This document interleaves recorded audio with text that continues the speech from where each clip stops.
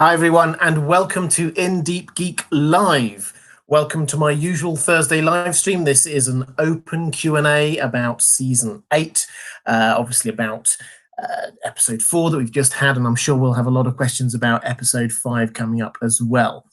So what I'm going to do today is what I do every Thursday. I do my Thursday live streams all the way through the year. But what I'm going to do today is I'm going to frame this around questions from my patrons. If you don't know about Patreon, it's a community I've got over at patreon.com. There's probably a link down in the description. And my patrons there provide the questions that I work my way through on these Thursday live streams. As always, I will pick up as many questions as I can from the chat as well. If there's any super chats, I'll get to them straight away, of course, too. But this is going to be a little bit all over the place. We've got lots of questions to get through. So let's start off by picking up on a few few super chats from just before we went on air. Maura Lee, thank you so much. Very generous super chat. Maura, I really do appreciate your support, and thank you for stepping in as a moderator as well. There's a few new moderators around today, so guys, please do show them a little bit of love, because the moderators are the unsung heroes of this community. Maura Lee says, looking forward to the last 2 episodes of Game of Thrones and seeing how the showrunners will resolve the story. Also looking forward to your live streams, as well as any closing thoughts or feelings you may have once the show concludes. Thank you. Just so you know, in terms of my live streams, I'm going to carry on my Thursday ones, as I say, all the way through. My Sunday pre-show live streams I'm going to do all the way through the season, and then on the Sunday afterwards, the first Sunday after the season ends, I think HBO are planning on doing a sort of a documentary, a making of, behind the scenes kind of big thing, with all the cast involved. But I'll do a pre-show for that one effectively as well, just looking back over the whole season. But Aaron Pete says, is it popular knowledge in England that Alfie Allen is related to pop star Lily Allen, and that she wrote the song Alfie about him? Teenage Alfie sounds a lot like young Theon. Yeah, I mean, I don't know how well known it is, but the Allen family is a very well known family in the UK. Their dad is also Keith Allen is a well known actor. If you ever saw the BBC from about 10 years ago, their version of Robin Hood, the TV series, he was the Sheriff of Nottingham. Great performance there. So yeah, it's well known. And that song, if you don't know it, I think it's got a really good video to it as well from memory. And basically, she talks about how he just sits around all day and doesn't do anything with his life. And apparently this helped him spur him on to become the actor that he is now. But Aaron Pete also asks, how do you feel about the farewell between Jon and Tormund? It seemed like a pretty obvious nod towards Jon's story finishing in the same way Frodo's did, with him leaving the world in search of somewhere he can rest. This is a great question. I think I tweeted about this actually a couple of days ago, because I'd also picked up on this. For those who aren't as au fait with Lord of the Rings, there's a lot of similarity between the relationship that we've got between Sam and Jon on the show and Sam and Frodo in Lord of the Rings. So the Frodo or Jon character is this very kind of serious character, quite the protagonist of the show or of the books, who sort of goes through carrying this heavy burden in life. And Sam is this very wholesome character, really good friend with him and all the rest of it. And so they have this kind of dynamic that is shared there.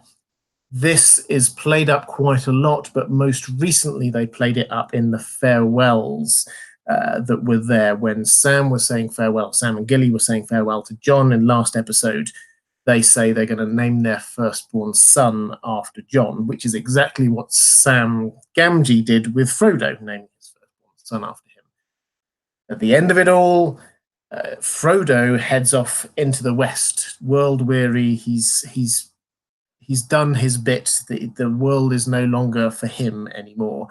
And the hint that we got was Tormund was sort of basically saying to Jon, if you want to, you can come north. You can escape all of this, and you can head up in the same way Frodo did, and just sort of go to the north and leave your troubles behind you.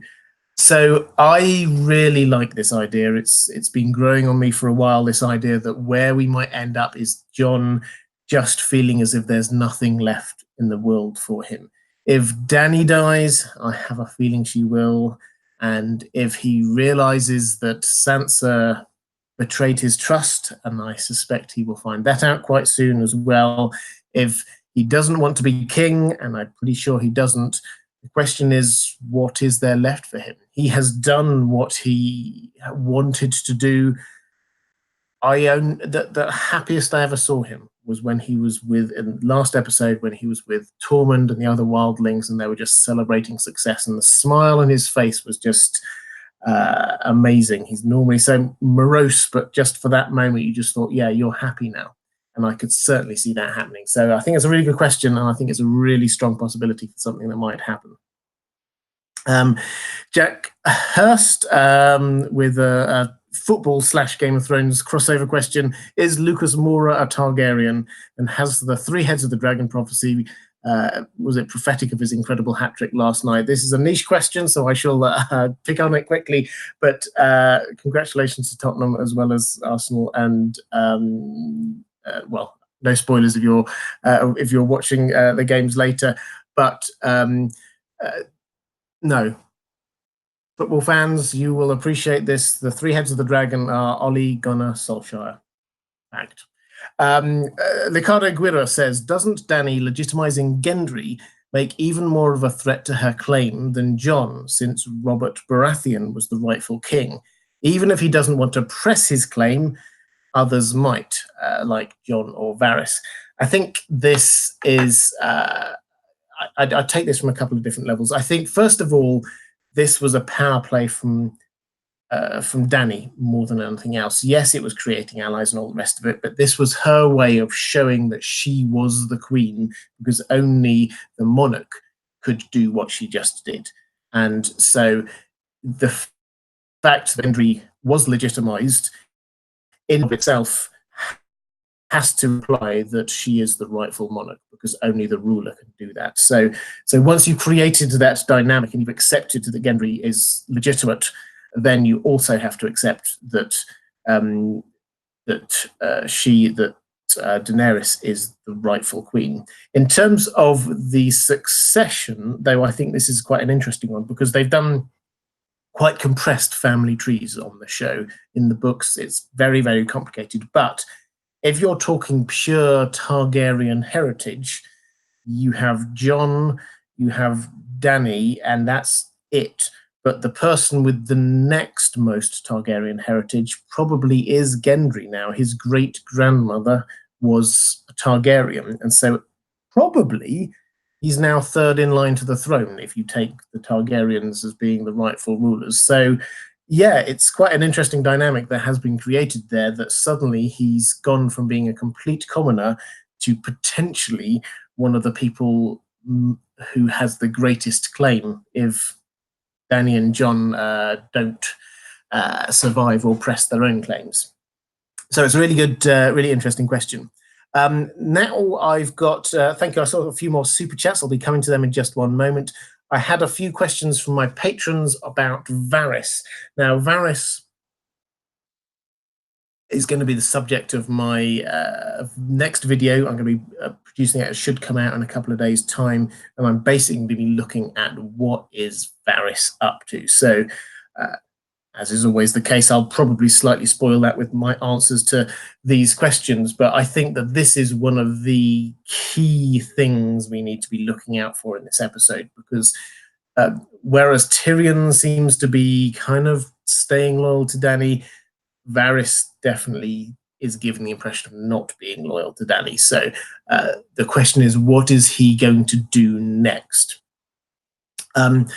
Liana's Lament says, why did Varys and Tyrion and seemingly everyone seem to have such issues with the incest part of Dany and Jon's relationship? It's well established that the Starks did have incestuous marriages as well as the Targaryens. I can't help but feel this is a drama for the sake of a drama, or is Varys just an idiot?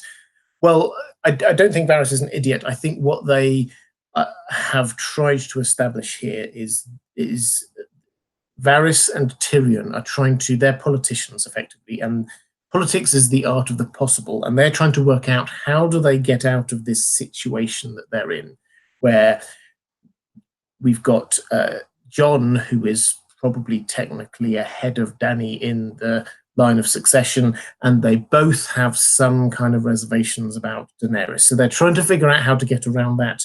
And the obvious answer would be to marry them. But they both have come to the conclusion that Jon wouldn't want to do that. Now, I don't think that's anything to do with morals. I think that is purely due to them both reading correctly, reading where Jon is at with this, because he was brought up, whereas historically the Starks may well have had some sort of incesty intermarriage going on. In the current generation and in the couple of generations before that, certainly earlier than that, we haven't got such detailed information, but certainly in the atmosphere within which he was growing up, that was just a no-no. That wasn't going to happen, and so he cannot get it out of his head. And I think Varys and Tyrion are right to be reading Jon in thinking that is where he is at, and therefore they can rule out the idea of a marriage. Then they can't force them into marriage, but they had to be thinking about it. Leathery Wings asks, do you think Varys has made up his mind that putting Jon on the Iron Throne would be the best for the realm? If so, has he already set that plan in motion, thereby committing treason? I think that Daenerys, if she'd been listening to that conversation, would probably think that Varys already had committed treason simply by talking about it. But in terms of whether he's made up his mind, I think he has. I think he's decided that Jon is a better bet for being a ruler. And so I think he's then trying to figure out, how do we get about doing this? How do we make Jon the king? Now, there are two elements to this. First of all, he has to persuade Jon to become king, and Jon has given no indications to anyone that he wants to be king. And secondly, he has to get enough people behind Jon. So I think what we'll see next episode is him doing both of those things. I imagine we'll see him talking to Jon, trying to suss him out, trying to persuade him in some way that he should be putting his hat into the ring, and also doing some political maneuvering behind the scenes to get some people behind Jon. Now, that is the easy ones. There would be the North and the Vale, but perhaps he might try a few other areas and see whether he can get them behind Jon. So yes, I think he's going to put a few plans into motion there. Pegleg Pete says, no matter how ill Varys thinks of Dany, Cersei is and always will be a million times worse to the people. I'm sad he has not realized this yet. So my take there is that he's already written off Cersei. He's not going to betray Dany to Cersei. That's not where he's at. He is looking to get Jon onto the throne. So he's decided he doesn't want Cersei. He was working for her and then effectively abandoned that, and he's not going to go back. So he knows what Cersei's like. That's not an issue there. And Jigs M says, has Varys already been sabotaging Daenerys' cause? As spy master, he should have known about the Scorpion ambush, or was he scheming to get rid of the dragons like the Maesters did, even while he was supporting Dany? I don't know is the short answer here. I think that would be next level if he was already trying to scupper Dany's attempts. I think the implication was that he made up his mind after that. The showrunners certainly wanted us to believe that the ambush happened simply because Dany forgot about the fact that Euron had a fleet there. Seems a little weak to me, but I'm happy to go along with that if that's what the situation we're being told was. Varys might not have known, is the short answer. I don't think we have to assume that he would have known. He might not have known, because it is a very short trip from King's Landing, where Euron's fleet were, to Dragonstone. He could have done that probably within the day. And as a result, it's entirely possible, given the fact that Euron is an expert sailor, that he could have managed to do that without anyone knowing what was going on. I don't think there's any evidence of there being any kind of treason going on. Okay, let's go back. I saw there were a few super chats. As I said, I want to get onto them as well.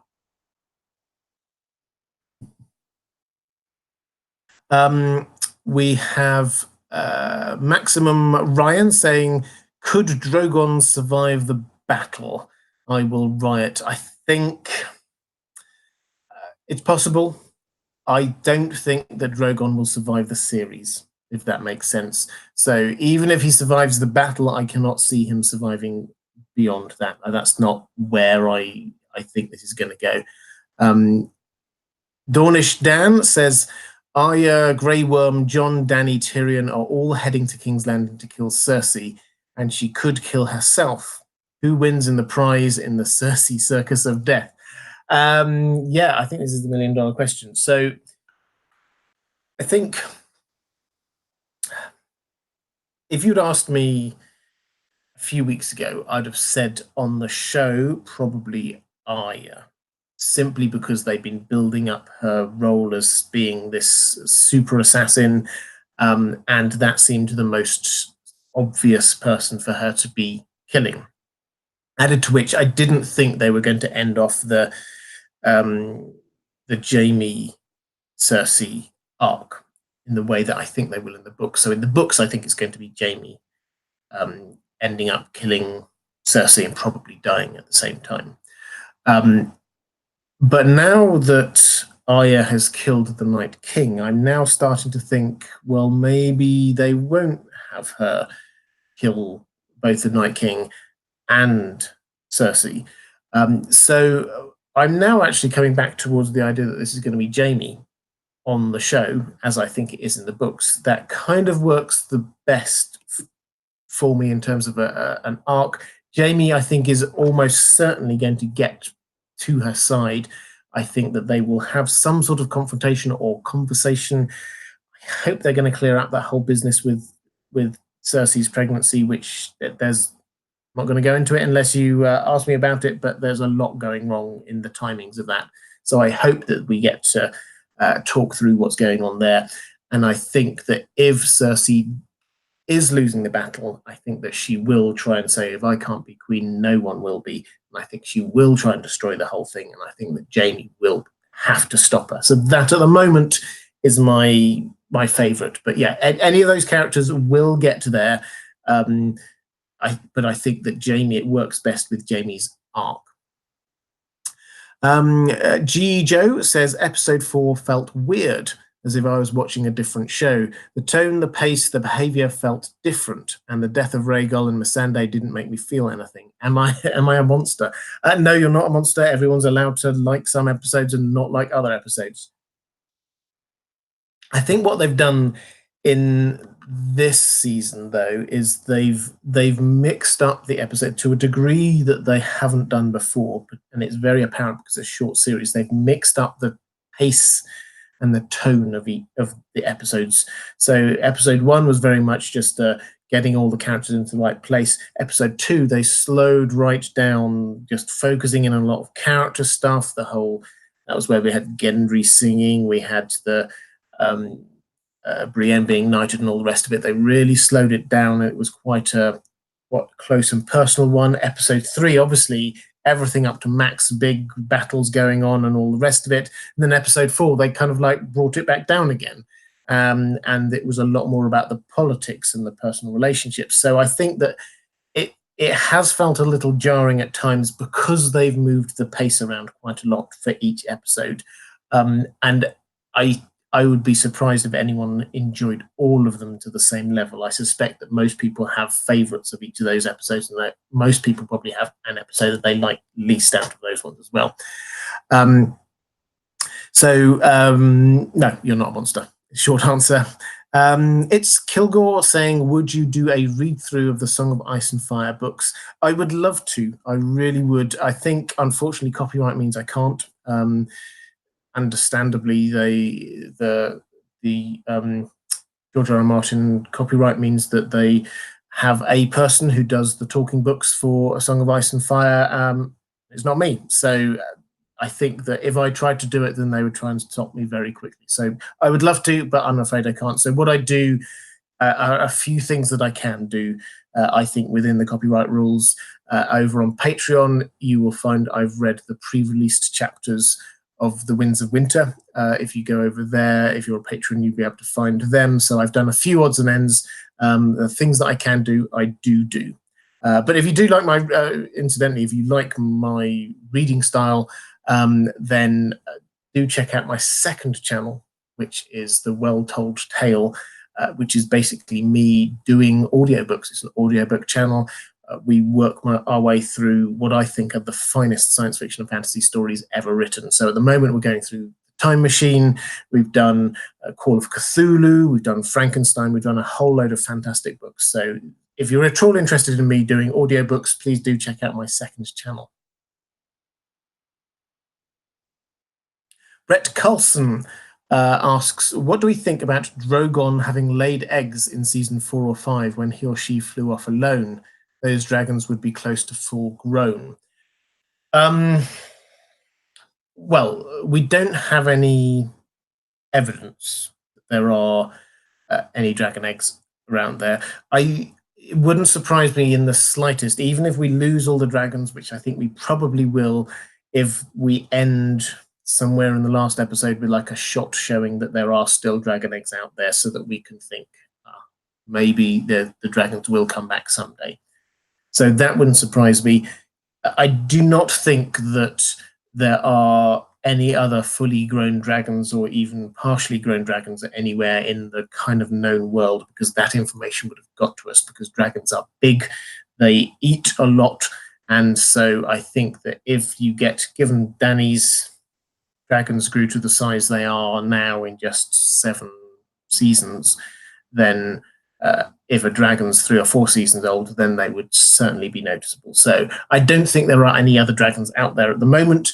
It would not surprise me if there are some dragon eggs that are out and about. George Tidwell says, TV show Varys now supports Jon. Book supports Aegon. This is Aegon, a character who's a book-only character. Do you think it's possible that the showrunners simply combined Jon's character and elements of Aegon from the books, still holding out hope for N+A=J? So N+A=J, for those who are not aware of that, that is the idea that Jon's parents were not Rhaegar and Lyanna, as has been revealed on the show, but are in fact Ned and Ashara Dane, who's a character who doesn't appear on the show but is in the books. So certainly on the show, N+A=J is not happening. They're not going to suddenly turn everything on its head again and say, oh, by the way, your actual mother was somebody that we'd never mentioned before, but they're not going to go down that route.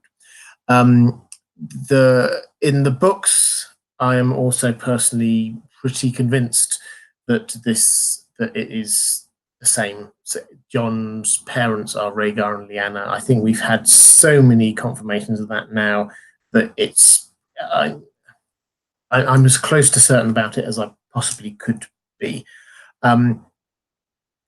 In terms of whether they've merged Aegon, that character, into Jon, to a degree, but their character arcs, their stories, their plot lines are very, very different. So the book Aegon started out over in Essos, did a whole load of stuff there, and then has launched an invasion into Westeros, has come into the Crown Lands, is going to be attacking Storm's End, things like that. So Jon has not been doing any of that.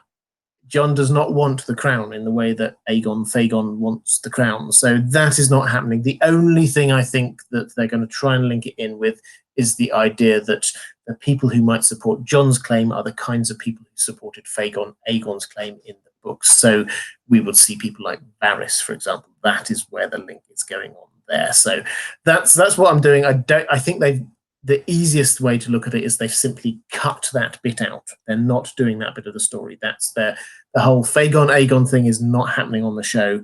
And I think that to look for parallels is probably pushing it a little bit. Poseidon's Will says, thoughts on Qyburn bringing back Rhaegal like he did the Mountain? Perhaps that is what Euron is looking up at in the trailer. Well, I think it's unlikely, personally. So Qyburn definitely would try if he had the chance, but there's a difference, I think, between a dragon being the bottom of a lake and being at the bottom of Blackwater Bay, added to which Rhaegal was literally just outside Dragonstone, and that is Dany's island. That is where she's gone back to. It's very clear from the trailer for episode 5. She's gone back to Dragonstone.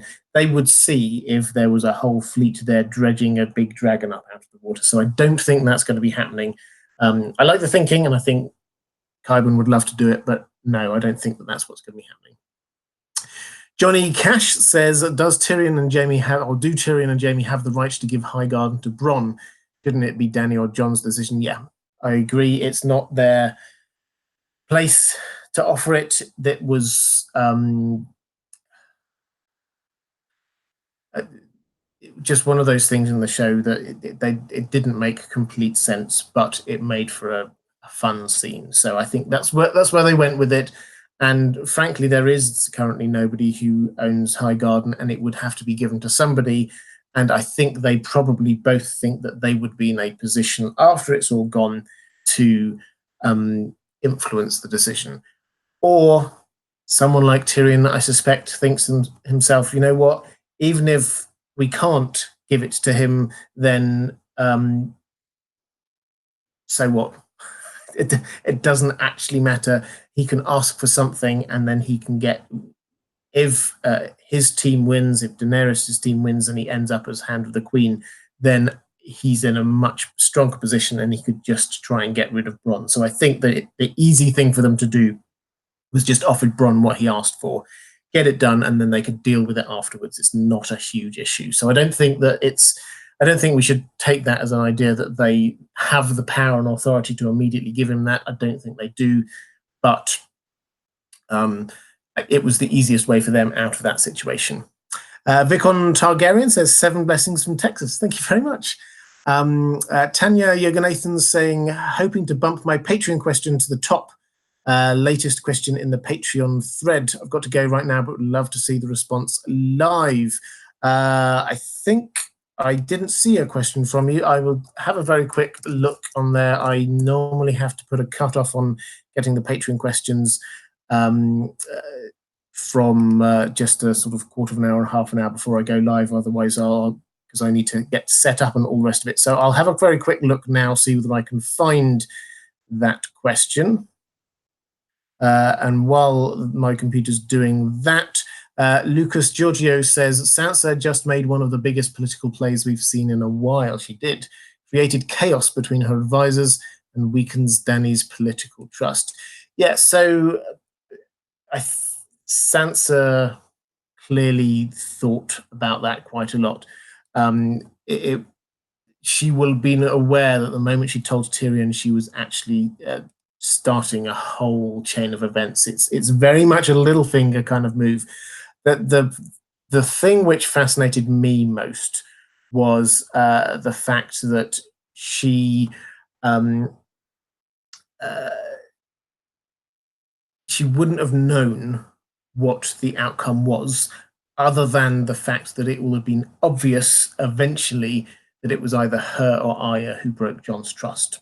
So that is the only thing that she will have been sure of, is the fact that this will have broken her trust with Jon. So it was a big play. I think that she had to come to the conclusion that it wasn't just her who had some doubts about Daenerys. I think she could see it in Tyrion. I think that she could sense that the Northern Lords would go along with her, that the Vale Men would go along with her, and I suspect she thought that other people would too. So yes, it was a big play, and I think that she just thought that it was going to be worth the cost, and that she knows what the cost is, because at some point Jon is going to find out what she did, and he will feel betrayed by her. So, and this actually adds to the idea, slight tangent, but it adds to the idea that Jon, world weary, is going to sort of leave at the end of it all, because he won't have a home in Winterfell anymore, because he will feel that his own family have betrayed the trust that he placed in them. If he hasn't got Daenerys, He doesn't want the throne. He can't go to Winterfell. Where does he go? So Tanya, I've found your question. Says, I've come across theories that are hypothesizing that we may be seeing more dragons this episode. Thoughts? Since evidently dragons are gender fluid, Drogon could have mated with either of his brothers, and that could be the reason for his disappearance back in season 4. We do see him flying over Jorah and Tyrion in Valyria, so maybe he laid or hatched some eggs there. If you look at the trailer for the episode, you can see Euron shocked by whatever is coming his way. And in the very opening scene of the new trailer, with Dany looking out of the window, when at Dragonstone, you can see at least 3 creatures flying out of the window. Is it a bird, or is it Drogon and 3 other dragons? Finally, there's a freeze frame of the opening intro that shows one big dragon fighting with 3 smaller dragons. I'd initially thought this would symbolize Dany as the mother of dragons and her 3 babies, but maybe it's supposed to be Drogon and 3 of his baby dragons. Okay, so this kind of builds on the question that we had a moment ago. Yes, Drogon did go off, and if Drogon was going to hatch some eggs somewhere, then it would be in one of a couple of places, either Old Valyria, or Dragonstone. Now, if they suddenly turn up, they're not going to belong to a person, so why they would suddenly be fighting their parent is an entirely different matter. I can't quite see that logic. I would have to have another look at that picture. I think that would be too massive a spoiler for them to just put in the background of a screenshot of a shot that they're going to be doing as a promo picture for the episode. If they were going to introduce new dragons, they would do it as a big surprise, not as a, oh, by the way, look in the background of this picture that we've released. So I don't think that's going to be coming. In terms of Euron, what I said, I released, it was earlier today, my breakdown of the trailer. And there's a shot of Euron shielding his eyes and looking up.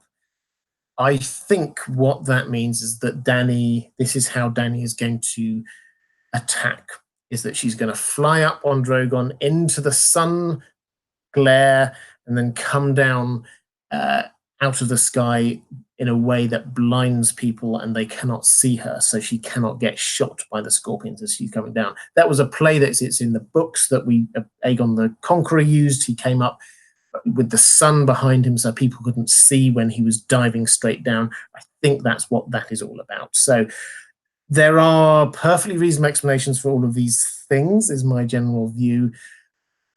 As I said, I don't think that this means that there can be no more dragons. I would be very surprised if we get more dragons appearing. I don't think that there are any fully grown dragons anywhere around, or we would have heard about them before. There may well be some dragon eggs around, though. That's my personal take on that one. But yeah, so dragons, we don't know exactly how they work, but they lay eggs, and they appear to be gender fluid, intersex, something along those lines. So that's where we're at. Let's go back to some questions from my patrons about a set of questions, I think, about Team Dany, so Daenerys and things going on there.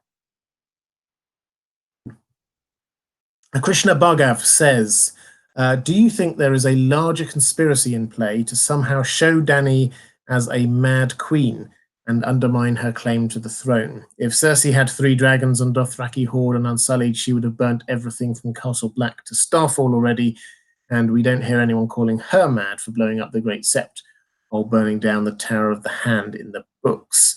So if you're talking about a larger conspiracy to make Dany seems the mad queen, I think there's 2 layers to this. First of all, Cersei in the show is clearly on a propaganda war and trying to make people think that Daenerys is her father's daughter and is going to try and burn them all and things like that. So she is definitely trying to put this story around in the show. In terms of the showrunners and what they're trying to do, they have definitely built up this thought in our minds that Dany might go a bit mad queen. Just on the Cersei thing, incidentally, I think lots of people talk about her as an echo of the Mad King, as being the Mad Queen. So I think that, yes, that's definitely there as well. I don't think that anyone's saying that Dany's not like, is like Cersei in a way. I think that people recognize that Cersei has done terrible things.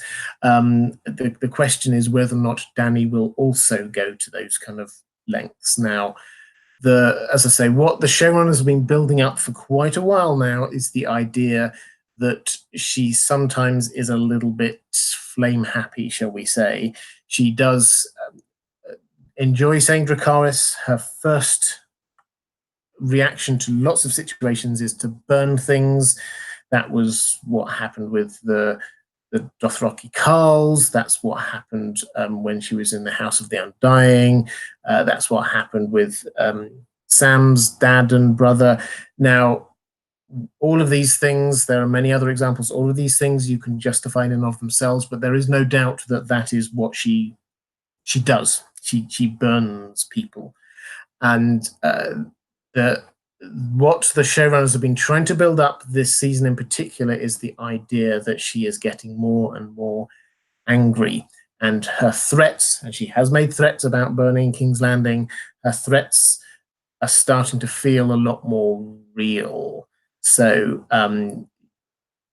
last episode, she was talking about making sure that when, and I can't remember the exact phrasing she used, but when the sky falls on the heads of the residents of King's Landing, they will know whose fault it is, and that she's already talking about when this is going to happen rather than just if. So the showrunners are building this one up as an idea, and I think that what's going to happen next episode is we're going to have one of the big dramatic tension moments is whether or not she actually goes through with that. I hope she doesn't. I hope not. But there is no doubt in my mind the showrunners have been building us up to this as a possibility of where this is going to go, and that is why people like Varys and Tyrion are getting doubts about her. John Paul Quinlan, new patron, thank you. Good to see you. Saying, are we going to get a Grey Worm versus the Mountain fight that will echo the one with the Viper? I don't think the Hound will fight the Mountain. Somehow he will see that what is under the helmet and decide that it is not or is no longer his brother. Yeah, so in terms of Grey Worm versus the Mountain, yeah, I like the idea that this is some kind of an echo of that battle with Oberyn that the Mountain had. They both use spears, they both have a great vengeance against the Mountain and things like that. So that kind of works for me. There does have to be some sort of confrontation between Sandor and Gregor. But I agree that Sandor will probably reach the point of realizing that this is no longer his brother, the person that he's held this grudge against all this time. It's no longer him. I think, though, that this means that he will kill him out of mercy in some way. I think that he will utilize fire, because this has been another great theme all the way through his character journey, is his fear of fire and slowly overcoming that fear of fire. And I think finally he will be using fire to be doing a mercy kill, if you like, of his brother. So I think that's where that's going. I do like the idea of Grey Worm because the echoes there are good, but I think that there does have to be some sort of confrontation. Krishna Bhargav is asking about military strategy, whether Team Dany already have control over most parts of the Seven Kingdoms, with, if you count as Sam as acting Lord of Horn Hill, have almost all of the regions with the exception of the Crown Lands. Why don't they just rebuild, encircle her and go from there? Well, I think I think it's slightly overstating the case to say that they have almost all of the regions. So the Crown Lands around King's Landing seem to be very firmly in Lannister control. We don't know anything about what's going on in the Stormlands, but because we've not seen them for a while and because they're right next to the Crown Lands, I think it's a reasonable assumption that the Lannisters would have taken that. Then the Riverlands last we saw were in Lannister control. The Westerlands where Casterly Rock is. Yes, the Unsullied took Casterly Rock, but then they left it, so it's fair to assume that that area is again under Lannister control. The Reach, where Highgarden is, yes, we had the battle, the Field of Fire, but that was actually a lot closer in towards King's Landing.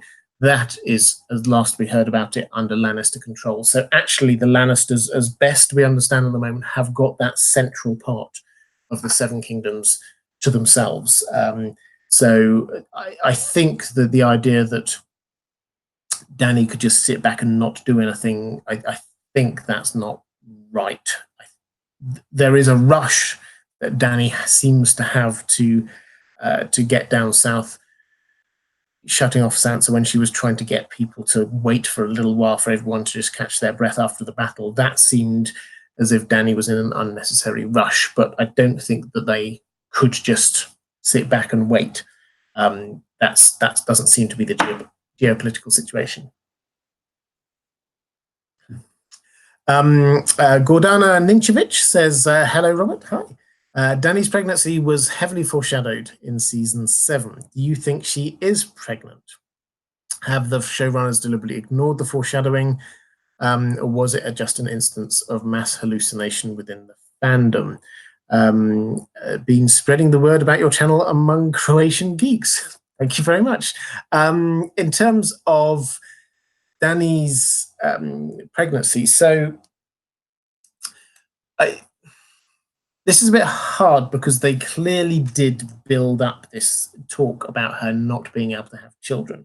And I assumed, as did everybody else, that this was because they were trying to show or create the idea that she perhaps could have children. Now, I don't think we're past the possibility now. She might discover that she's pregnant. That might be there. That might add a little extra something, a bittersweet something at the end if she dies and Jon realizes that she is carrying his child. I think that would be a horrific moment.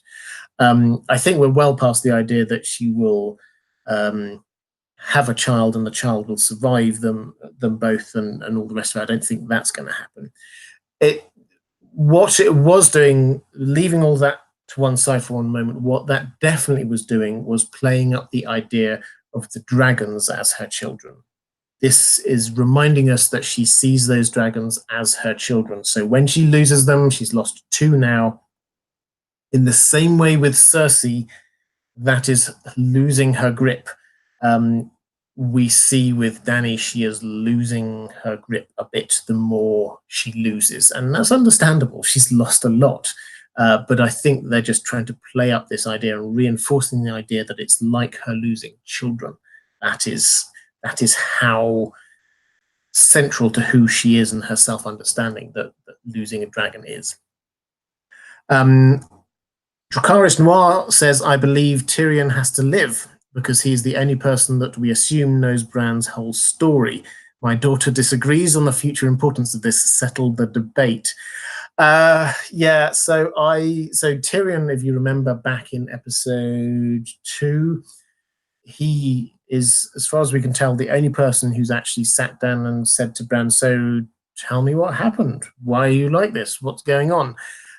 So I had hoped that that meant that Bran was going to reveal something about secrets behind the White Walkers and the Night King. Didn't seem to be the case. So it's possible that he revealed some other truths to Tyrion that Tyrion's now suddenly going to sort of use. I don't think they've built up to this enough, though. I have to say, I think that I'm not going to completely write it off altogether because I loved it. That for me, that was a sign of Tyrion coming back. That was the kind of thing that old Tyrion used to do, and I loved it. But they seemed to get Bran last episode, and we'll talk a bit more about Bran in a moment, but they seemed to get him sort of going back into the shadows. He was very much, I'm mostly in the past now, he's saying, and when Jon's there in the Godswood with Sansa and Arya, and Bran says it's your choice whether to tell them, he's not trying to manipulate anymore. So it's almost as if Bran's taking a step back, so to speak. And I fear that it is not going to come to anything. That's just that it was just a showing us Tyrion being back to where he was. I hope I'm wrong, but that's what I fear at the moment.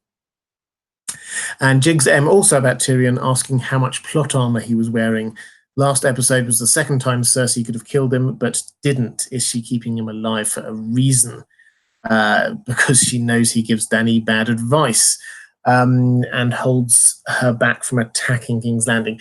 Now, I think she's just the first time she could have killed him is when he came after season 7, when he comes after the dragon pit and talks to her. Yes, she could have killed him there and didn't, but that's because her plan all along was to try and make people believe that she'd come round to their side, get Dany to go up north and throw her army against the army of the dead. So actually it was in her best interests not to kill Tyrion at that point. This time, all Cersei was focusing on was trying to get Dany angry. I think that was all it was, and I think that she probably will have known that the best way to do that was Missandei rather than Tyrion. So there was no need to kill Tyrion at that point. So that's why she didn't. Yes, she could have done. I think the bigger point for me is why Cersei didn't actually spot the fact that there weren't very many soldiers left there, and she could have probably ended the whole thing right then and there if she'd sent the Golden Company charging out and all of those scorpions firing at Drogon, who was just sort of sitting on the floor. I think that is the bigger question for me, rather than why didn't she kill Tyrion? Why didn't she just try and end it in one fell swoop? Okay, let's go back and pick up on a couple of super chats. Thank you so much, by the way, guys. I've been seeing so many fantastic questions and stuff going through. Nicole Fleming, I didn't see a question, but thank you so much. I'll just to my moderators, if any super chats come through without a question attached to them, if you could just message me. I see, Chrissy, you've just done that for a couple of them, so thank you. But Nicole Fleming, I didn't see a question there. FLGSC saying a lot of Cersei's resources are coming from Braavos, and Littlefinger gave Bran the dagger. Do you think this gives more evidence that he's alive? No, I'm sorry. I think Littlefinger is gone. I can't.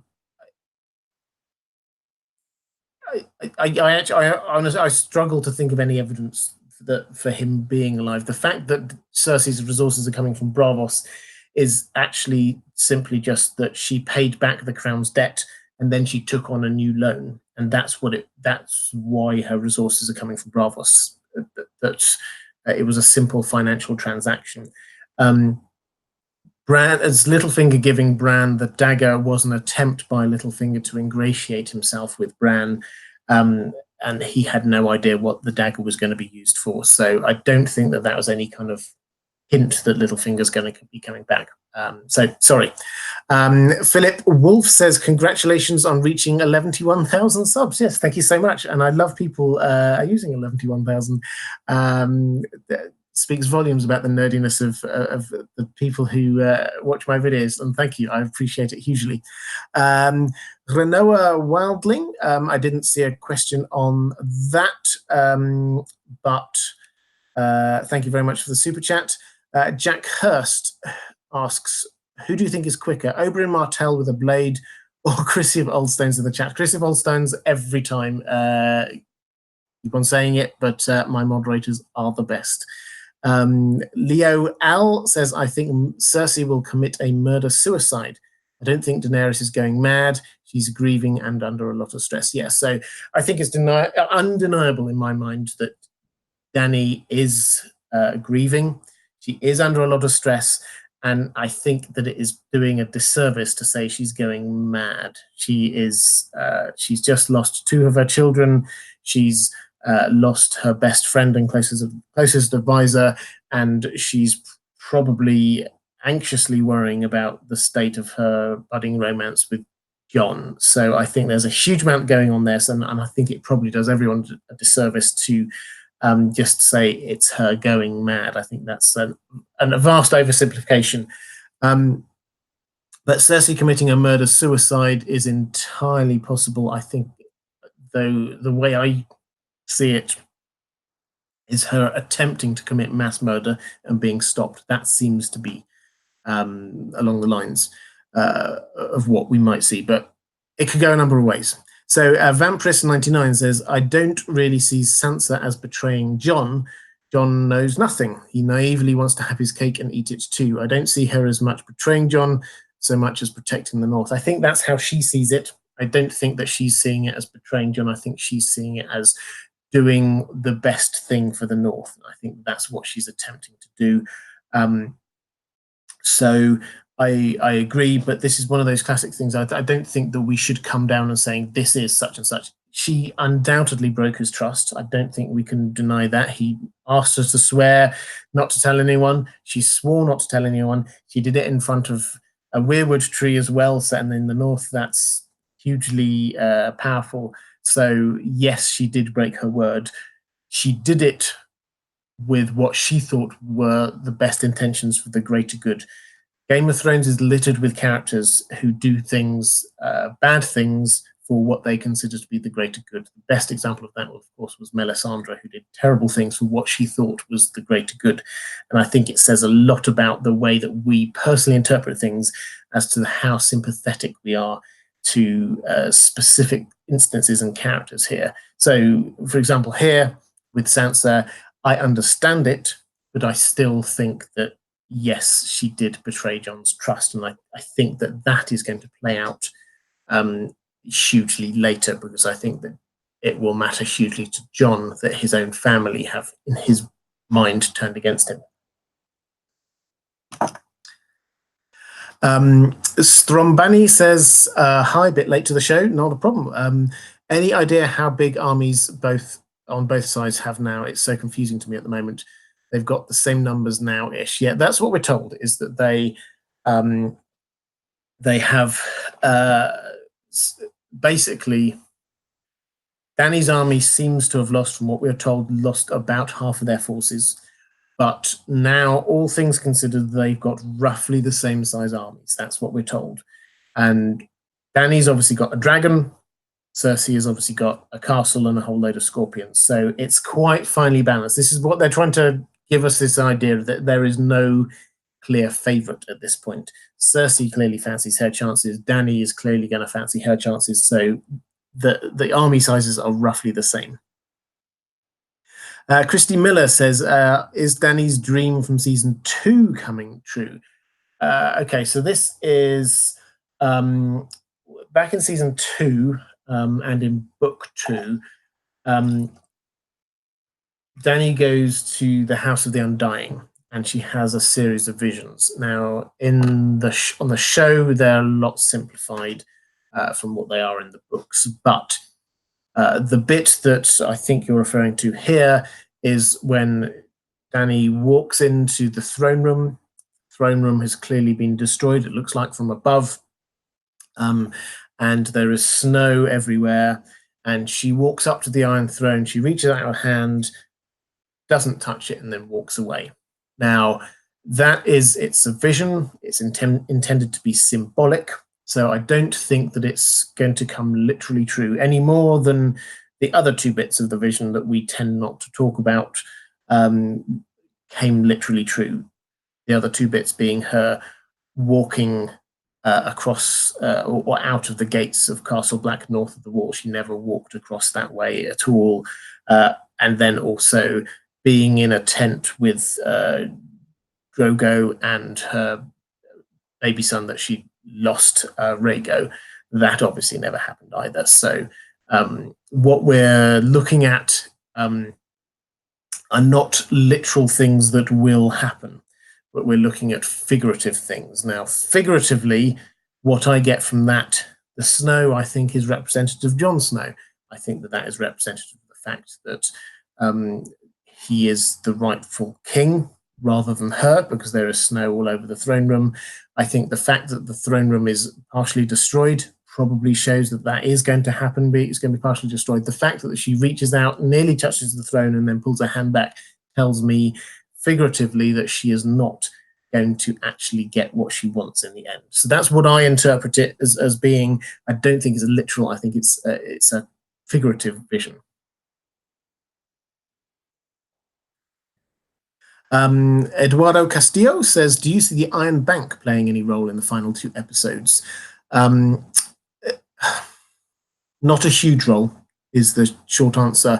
The Iron Bank will back whoever they think is the best place to become king or queen. And so in the short term, there's no reason for them to change anything, because Cersei, who they were clearly backing, has done quite well this season. There's no reason for them to change there. They might come in a little bit later, but I can't see that there's a need for them to get involved to start with, certainly. And do you feel that Arya was threatening Jon in the Godswood in episode 8.1, saying, don't forget that?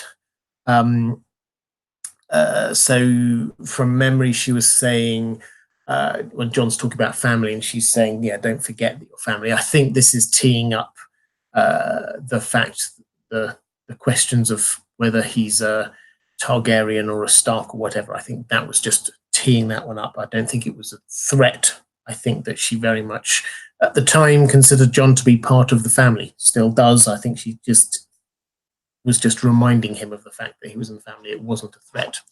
And then asking about an IDG panel at Con of Thrones. Yes, so the things haven't... Con of Thrones, for those who don't know it, is every year there's a big Game of Thrones convention. It's in Nashville.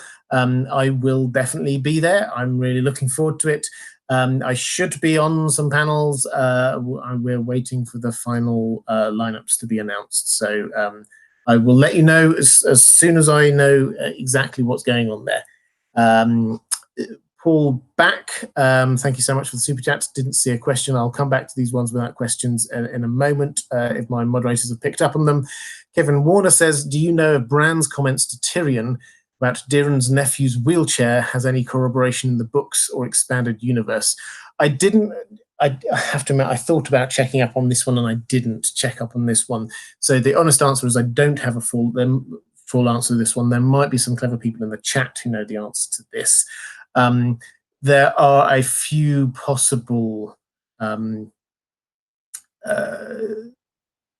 people that this might be referring to, as I understand it. So it's not a specific big thing. I think this was simply a way of Bran showing that he knows about the past, and that's really where he's spending most of his time now. I think that's what the point of it was, rather than specifically name-checking somebody for a particular reason. HD3 saying, do you see the Golden Company betraying Cersei? If so, who makes contact? Varys or Sansa, via the Iron Bank or directly?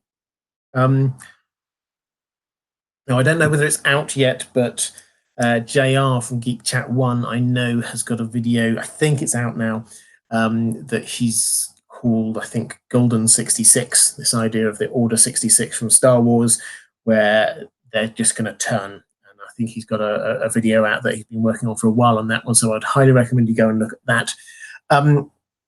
In terms of them betraying Cersei, I think my gut instinct is no. For the simple reason that the only reason I could see it happening is if Varys manages to persuade them in some way to do this as part of his getting behind Jon. But they haven't shown any of the history with the Golden Company. They haven't talked about it at all. So all of the book history you may know about what's going on with them, ignore that. They are effectively just a sellsword company who we've been told never break a contract. So that is what they are about. And in terms of them, whether or not they would just like turn and take Cersei, I think that would take away a lot of the drama of what I suspect is going to be a battle coming up. So to my mind, no, probably not. Very happy to be proven wrong on this one. As I said, please do go check out JL's video on it.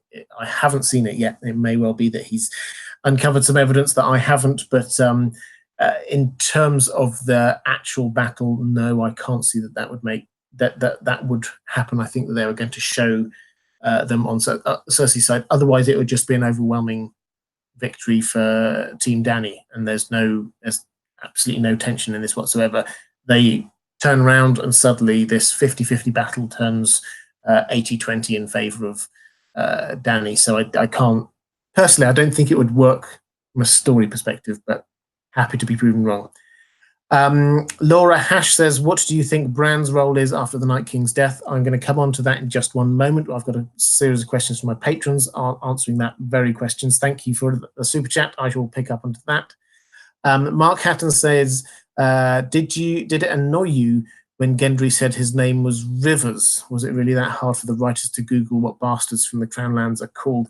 Yeah, well, yeah. I mean, there are...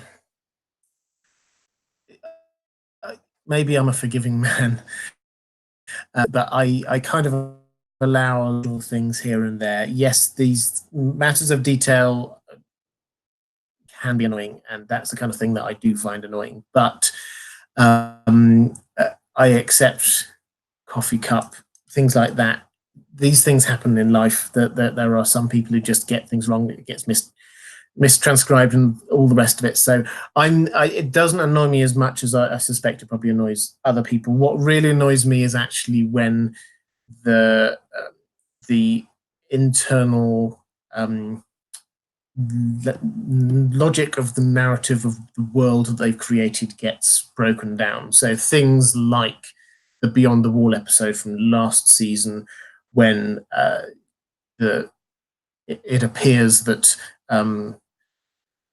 Gendry did all that running, and then the Raven got sent all the way down to Dragonstone, and then Dany went back up within the space of a few hours, and it's a lot longer time than that it should have taken. And that, for me, that was the kind of thing that really frustrated me, rather than somebody just getting a little detail wrong. So yes, these things do annoy me, but not so much as when the world that they've created is undermined by the action. Donna Daly says, Sansa has passed the sentence without swinging the sword, at the same time broke guest right, and has now broken a promise she made in front of a weirwood tree. Does she survive this? Good points. So what it means is that she has learned from the South. So although she is presenting herself as being Northern and all the rest of it, actually she's showing Southern traits. That's what's going on here.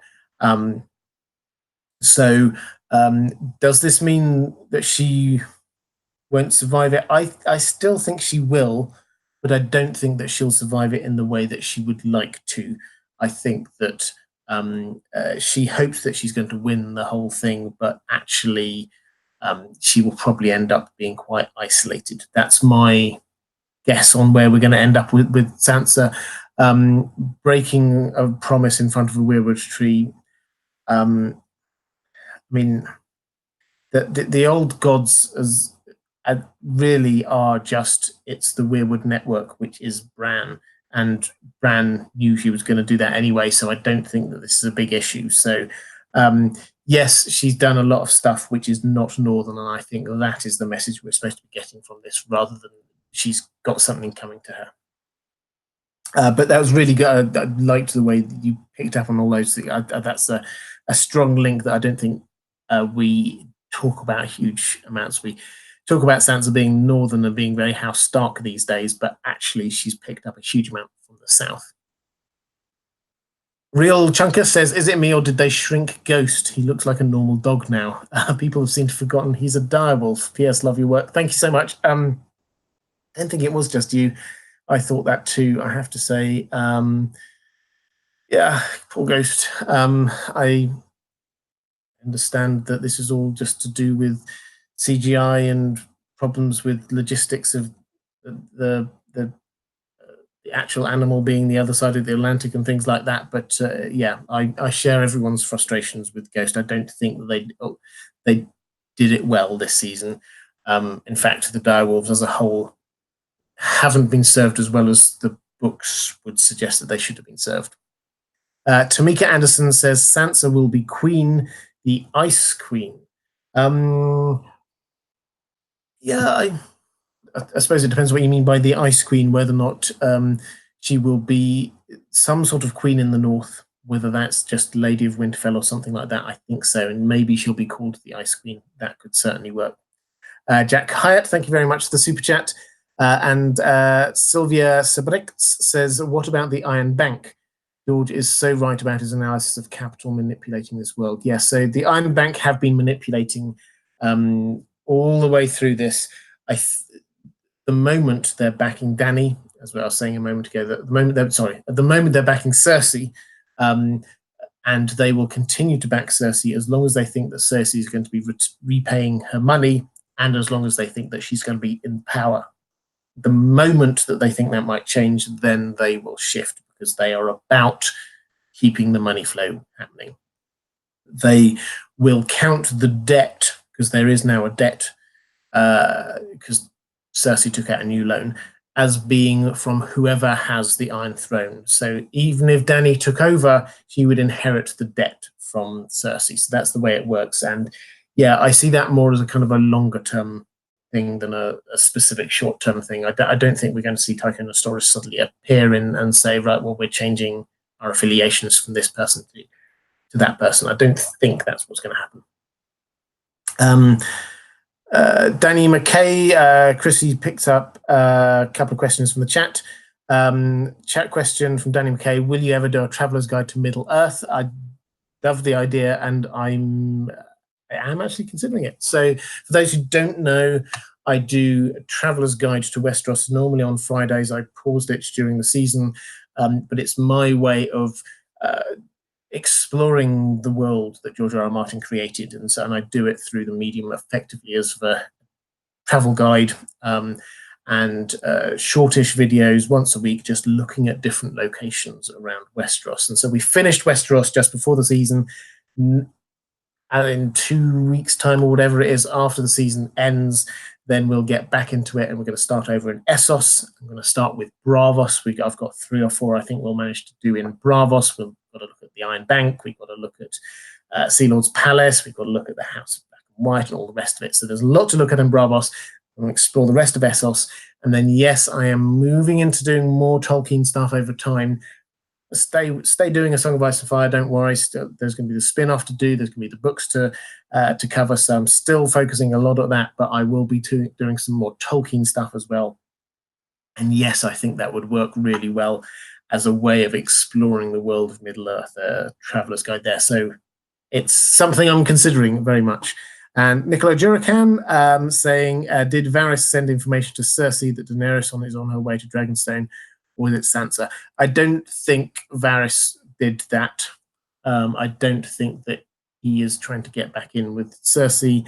I honestly think that is just the fact that, as I said, that they're very close to each other, King's Landing and Dragonstone. Euron is very good. We've already seen him ambush people, so we know that it's a thing that he can do. So I don't think it was anyone betraying anyone. I think it was just a matter of he went there and they didn't see him, and he's good at what he does. Let's go back to questions from my patrons. A couple of questions about sort of Cersei and things like that. Bear Island Josh says, how does Cersei go from generally screwing everything up with short-sighted faux clever plans that are ultimately destructive to a master manipulator and plotter who is outplaying everyone? Yeah, I think this is the flip side to the video I did a couple of weeks ago, is that why is Tyrion now suddenly no longer clever? The flip side is, why is Cersei now suddenly very clever? I think the slightly glib answer is that makes for a better story, and therefore the showrunner's very happy for that to be the way. Otherwise, she would mess up and Dany would have taken the throne, and it would have been a very different story. If I'm trying to find an in-universe answer, it would probably be she now has Qyburn advising her. So Qyburn was the person who invented the scorpions. She also has Euron, who gives her another angle from the sea stuff. So a lot of what happened with the out at sea has been Euron doing things. So perhaps this was his idea to do the ambush by Dragonstone. Apparently, the little bait and switch thing with going from Castle Rock across to Highgarden, that was Jaime's idea. So this doesn't appear to be all Cersei, is the sort of in-universe answer. This appears to be a combination of people around her who are giving her good advice, and she's taking it. So, that's my sort of official answer on why it is. But I think that the showrunners were happy to play it up because that created the storyline that they wanted for the ending that they were trying to build towards. Tanya Panieva says, do you think Tyrion mentioned Cersei's baby on purpose in order to cause turmoil between her and Euron? Possibly. I think the main thing, as I say, is to play up what will happen with some explanation of it when Jaime returns. And also, I think they are trying to show the similarities between Cersei and Dany, in Cersei losing her 3 children and Dany probably soon losing all 3 of her children, her dragons. And both of them feel betrayed in a way by their lover, Cersei with Jaime and Dany with Jon. So I think that they were trying to play up the idea of this symmetry between the 2 characters. I'm not sure how well they did that, but I think that was part of what it is. Euron surely will be wondering how Tyrion knew about this, but this just adds to the general mystery of what it was. So I don't think he was there trying to cause some problems between Euron and Cersei, though. Let's quickly go back to the chat. We've got Uma Hassan saying Davos needs to know so that he best help Jon through this. Yeah, so Davos needing to know about Jon's identity. Yeah, if Jon keeps it from him, then Davos will not be able to help him as well. I suspect, though, that it will become much more general knowledge this episode. I think that Varys will tell Jon that he knows, and I suspect Davos will probably find out through that as well, and then others will. So it's going to become a lot better known. And yeah, Davos will have to start thinking about how to manage this. He was already thinking about it. He was the first person to moot this idea of the 2 of them marrying back in episode 1. So he has been doing the thinking. Jack Hyatt, first time using Super Chat. Thank you so much. Forgot to add a question, so here's another $5. Thank you. That's very kind. Yes, so yours was one of the ones without the question attached. But thank you so much for doing a second one. What do you think Bran's role will be in the coming episodes if he has one? Okay, I will answer this because there was also somebody a little bit earlier was asking a very similar question, and I'll wrap this up with my patrons' questions in a moment. So the question is, what's Bran's role going to be going forward? My instinct is not much. I think, well, I think he seems to have only one possible objective left now. I don't think he cares so much about who sits on the Iron Throne. It was all about protecting the world, and he's protected the world now, and so I think he's done his major thing.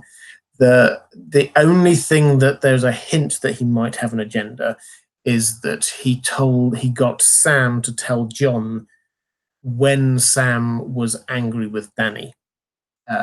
This was way back in episode 1 or 2 or whenever it was. So that was the timing there was very suspicious because it meant that Sam was trying to push Jon into making a play to be king. So I only wonder whether, as we're thinking about the Song of Ice and Fire balance between Ice and Fire, the fact that Ice and Fire are these two opposing forces, both of which could destroy the world.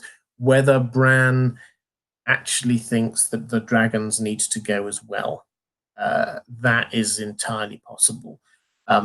Because after all, the weirwood trees, the thing which originally they were scared of was not ice, it was fire. So I don't think that the weirwood network as a whole would be in favor of dragons. So that's the only hint we've had. But as I said, the evidence from last episode was very much of him taking a step back, so to speak. He was there. His line to Tyrion about, I'm mostly in the past now, and then him saying to Jon that it's up to you if you want to tell them. This seems to be him not meddling. He certainly wasn't giving any of those weird looks at people anymore, or coming out with any of his slightly prophetic lines at people. So his main role, I think, is done. It's possible he might have a few odds and ends here and there, perhaps in the final episode, just to tie things up. But certainly in the Battle for King's Landing, he doesn't seem to have got that involved. Margaret M.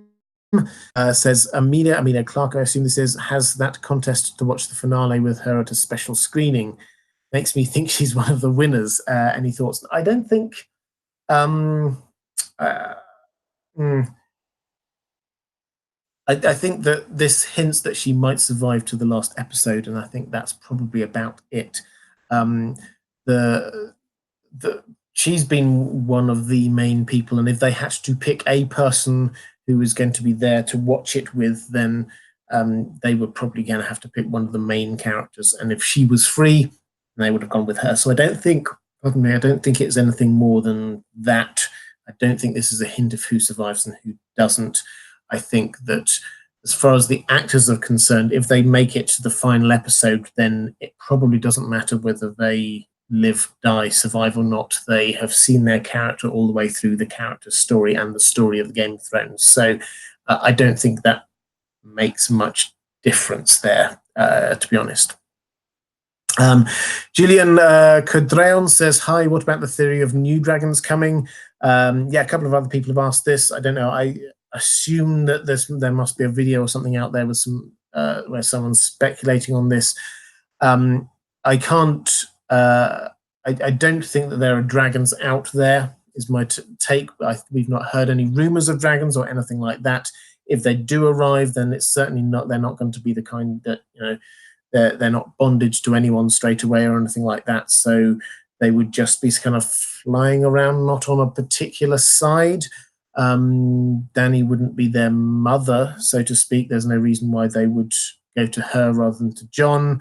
But I think that there's a good chance that there are dragon eggs out there. Kevin Burbules, or Burbules, says, who do you think will end Cersei, if anyone? I think she will be ended. I mentioned this a while ago, but I think there are a lot of candidates. And I'm coming round to the idea that what I think will happen in the books might happen on the show, which is that it is Jaime. Jaime is definitely going to go and see her, and I think that he's definitely going to have a conversation with her and some sort of final confrontation. I think that she is definitely going to be wanting to... If it looks like she's going to lose everything, then I suspect she will say, well, nobody's going to get it if I can't.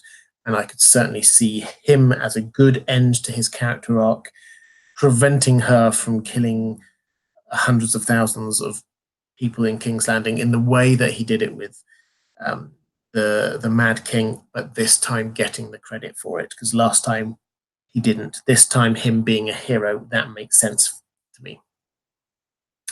Mod Mary 1 says, I'm so confused with my theories since the show had to rush and skip so many plot lines. How can we hope that the real message that George R.R. Martin had in mind will even survive? So this, I think, ties in a question I'm going to come to later. But so what George R.R. Martin has said is that, I'm paraphrasing here, is that the endings are broadly the same. By which I interpret that what happens with the main characters and plot is going to be roughly right. So I think that we are going to have dealing with the others in the books and then dealing with Cersei and Euron afterwards. I think that's the way it's going to happen in the books. I don't think it'll happen in the same. So I don't think episode 3 will happen, for example. I think that's a very different thing. But in terms of the order of the way things happen, I think that's going to be there. I think that what will happen with Dany and Jon is going to be probably very similar, but what will happen with a lot of the other characters might well be quite different. So he specifically said they didn't get to cover, when he was talking to them 3 or 4 years ago, they didn't get to cover some of the minor characters. So some of them will have different endings. In terms of the overall message, I don't think that he is writing a specific allegory to try and teach us a message. I think that he is wanting us to draw messages from it. And I think some of them are already obvious, like the grasping for power is actually damaging. And the people who are damaged the most are the people who can't protect themselves. So that is one of the key messages that's going to be coming out. War not being the answer, I think, is going to come out. I think that will come out more in the books than it has done on the show. On the show, particularly episode 3, it did ultimately boil down to who was the best fighter / assassin. And I don't think that's where it's going to be ending in the books. So I think that there are some extra layers that we're going to get in the books. And the overall message, I think, is not where George R. R. Martin is writing from. I think he's writing a story that we can draw morals from rather than an allegory. Jeffrey Wankel saying, just thinking about the prophecy that Lannister gold would be the downfall of Valyria, and Lannister has just paid the Golden Company in a battle against the last Valyrian Dragon Lord. Yeah. That's a good little link. My take, I did ages ago, I did a video on this and the doom of Valyria. You can probably search for it under who caused the doom of Valyria or something like that. My take is that the Lannister gold did cause the doom of Valyria all that time ago when the Valyrian Empire collapsed. It was a very long argument, but I think that it's so I'm not going to go into all of the details now, but basically I think that they paid for it to happen, or their money, I should probably say, paid for it to happen, not them specifically paying for it to happen. So Lannister gold was indeed the doom of Valyria. It just wasn't the Lannisters who were using it. So I think that's where I take it from. But I like the link across that you've made with the Lannister gold. The only kind of downside on that, I would say, is that it's not Lannister gold. Yes, they have paid the Golden Company to do it, which then kind of creates this. They are now Lannister gold, I guess, but the money that they paid for them with was not their own money. It was borrowed money. So yeah, depends how literally you want to take it, I guess. Infamous 1503, am I the only one that got a craving for Starbucks after watching last week's episode? Do you think the others are done for good, or will we see them again? I didn't get a craving for Starbucks, I have to say. But do you think the others are done for good? I think that on the show, it will be very hard for them to back out of the fact that the army of the dead has now gone, because they all collapsed. So that has all gone. I think that they might give us something at the very end that is just a little twist to make us think that this kind of thing could happen again. Maybe the Night King did some clever warging thing or something at the end, and we'll just get a hint of that. So it's possible. But in terms of this story, are we going to see the White Walkers back again? No. That's done.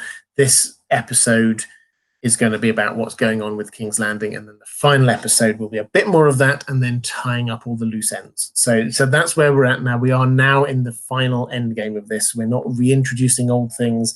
This is part of the reason why when people ask, is Littlefinger coming back, or these other things coming back, now they're tying things off. They're not introducing new complications. Yes, there will be twists along the way, but they're not bringing in completely new things for us to be grappling with. It's tying off the things that they've already created. Benny Schonfeld says, I guess the gates to the twins are just open for all now, from Winterfell to King's Landing in a fortnight. So many holes in the plot in the last 2 seasons.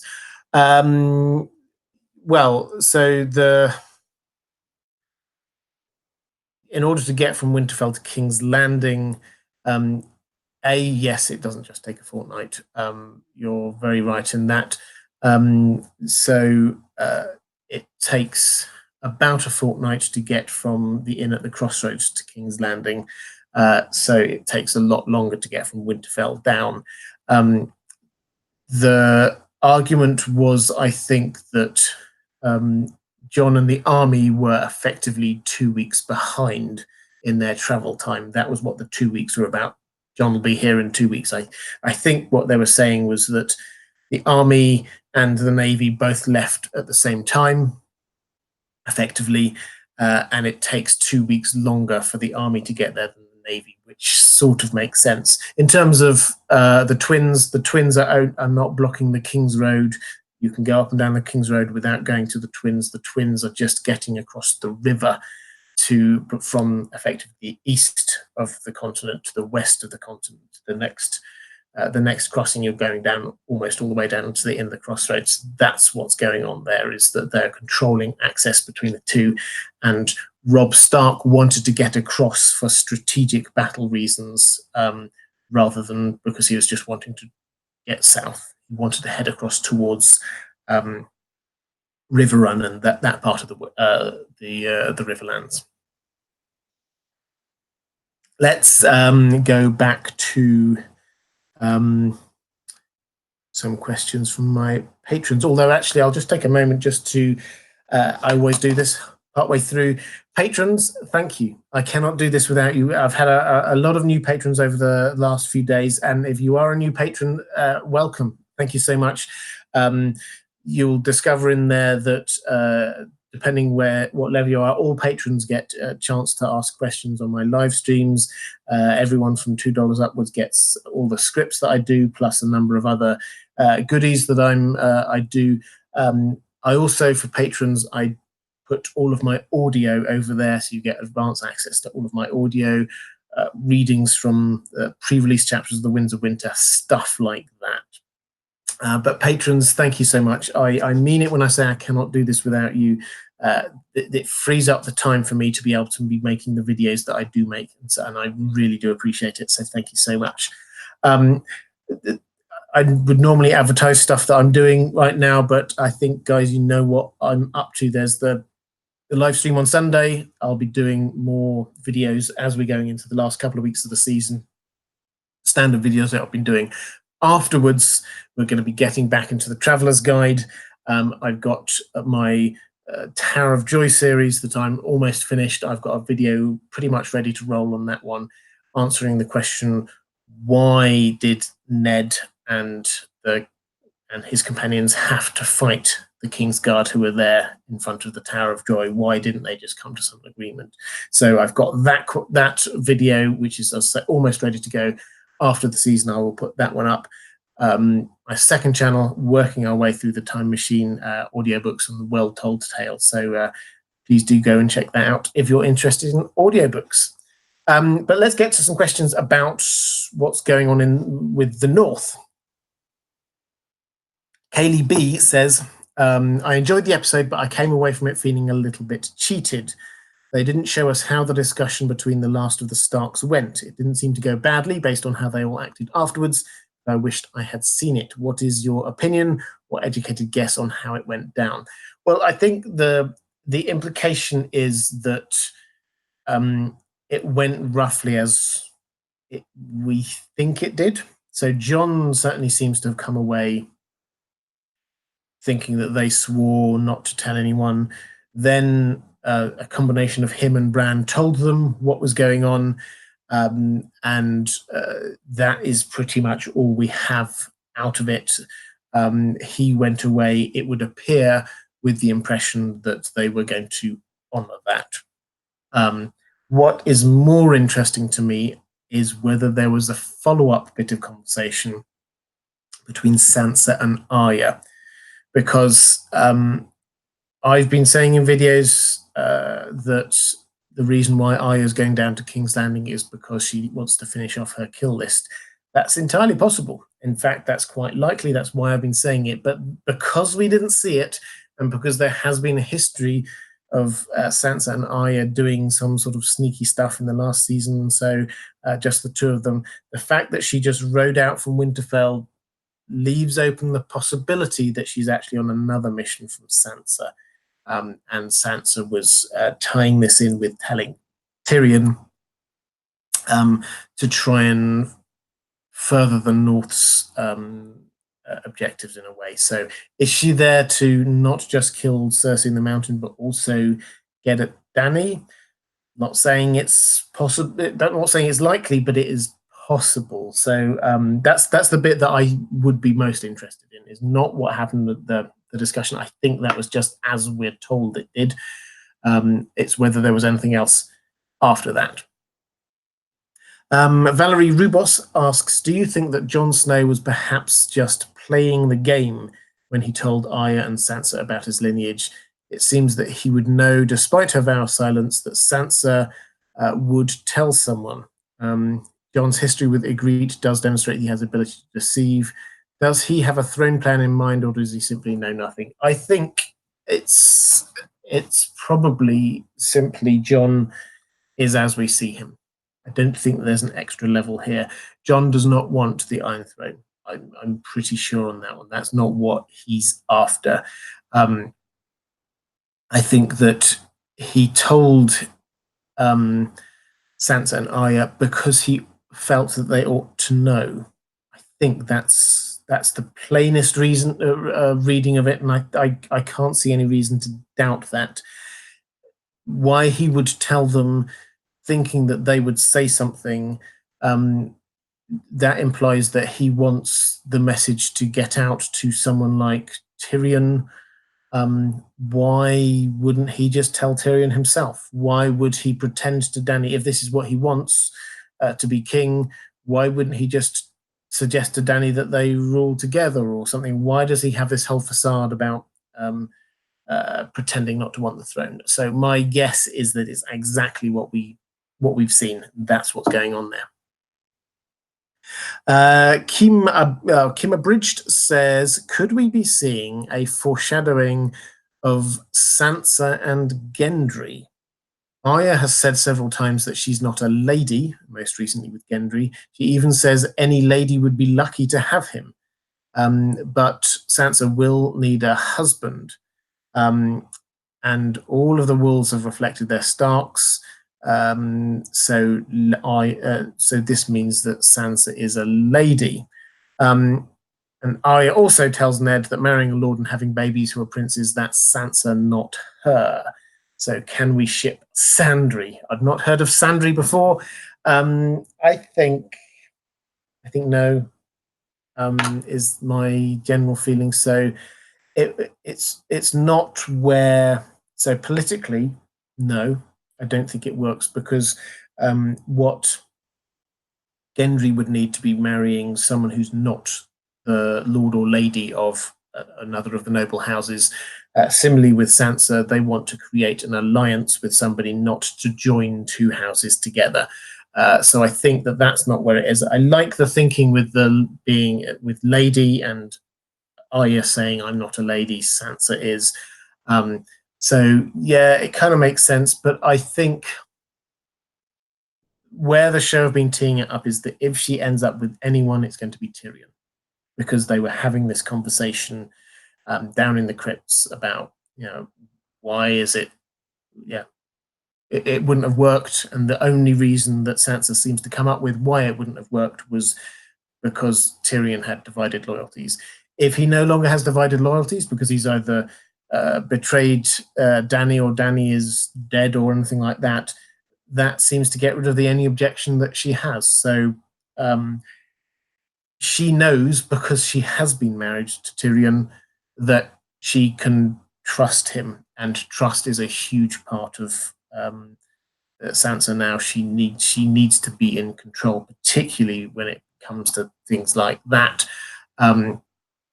So I suspect that if she's going to marry anyone, it would be Tyrion. Added to which, there's the taking it way back to the original concept that George R. R. Martin had, or inspiration, which is being the War of the Roses.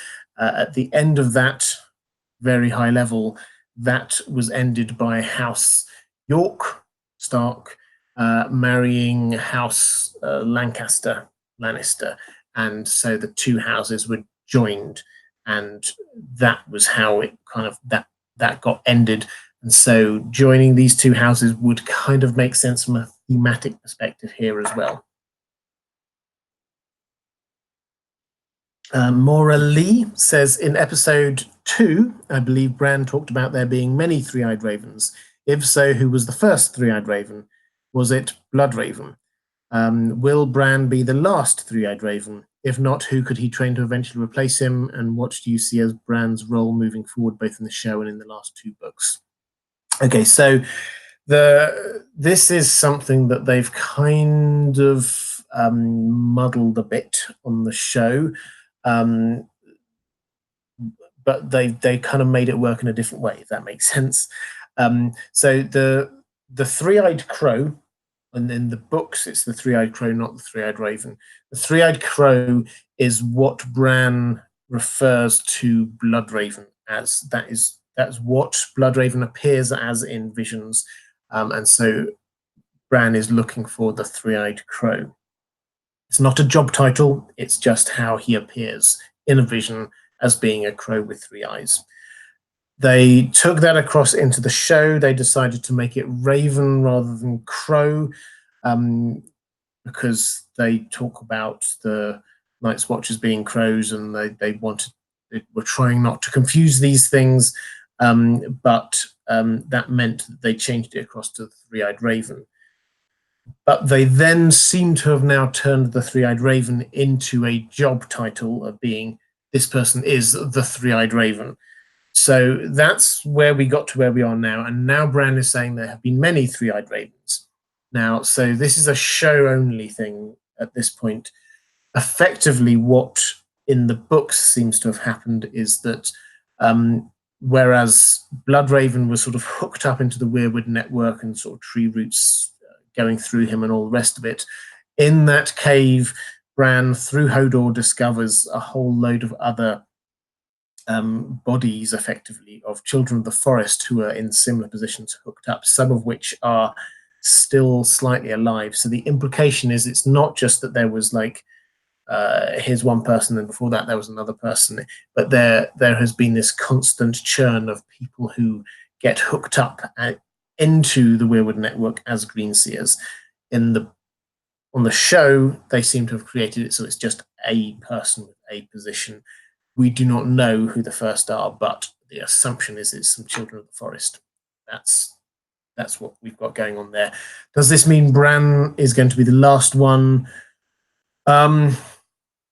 Possibly. I suspect that they won't actually show us. I think they're going to sort of end in some, and people always hate me when I say it, but end in some equivalent of fade to black.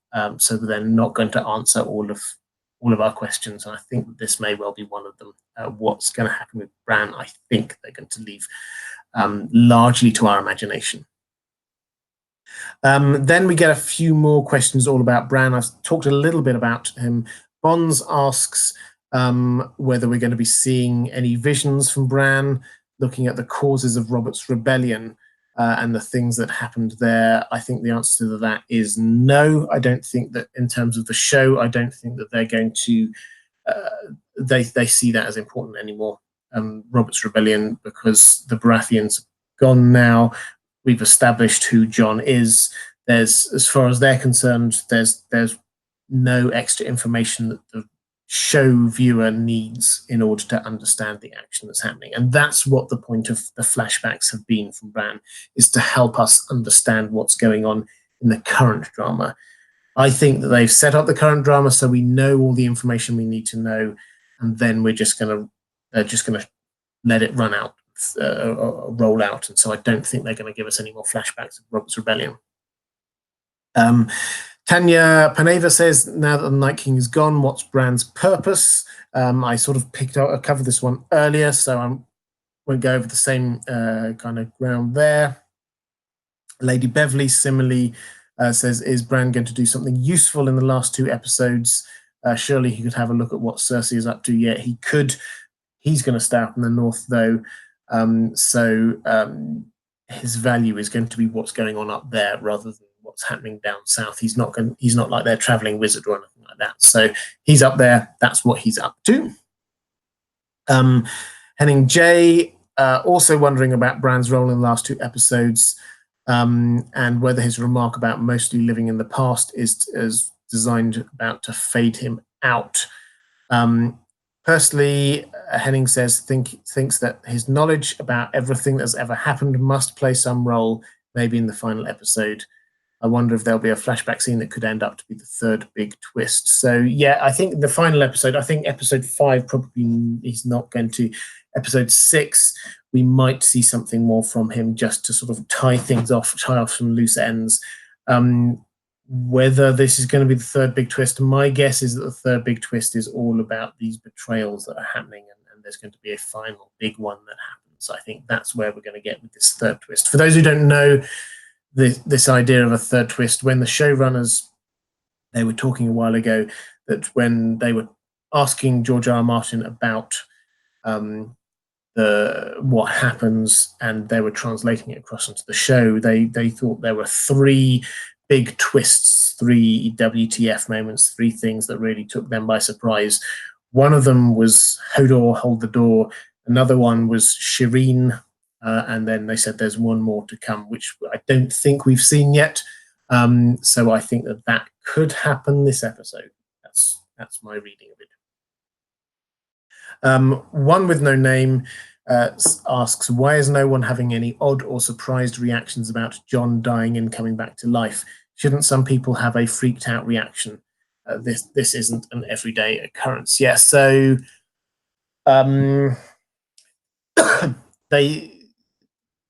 Jon seemed quite circumspect about people knowing that he'd died and been brought back when he went down to Dragonstone last season. He seemed to be wanting to sort of hide this information. But then Tormund was joking about it this last episode, and it now seems to be out there. My guess is that, yes, there probably are some people who are freaked out about this. That's entirely understandable. As you say, this isn't an everyday occurrence. But I think most people have seen a lot of things now, and they're not surprised by stuff anymore. Beric came back plenty of times. People seem not to be so freaked out about that. So Jon, I think it's just that they've accepted it. They're there. Bran seems to be able to see visions of everything that ever happened anywhere at all. Dany, as Tyrion says, she went into a fire with 3 stones and emerged with 3 dragons. All of them have faced the army of the dead. I think suddenly Jon, having been killed and brought back, doesn't feel quite as weird as it might have done earlier on in the show, because there have been so many weird things happening. I think that it's just an acceptance of who he is and what's been going on. So let's go to some questions from chat.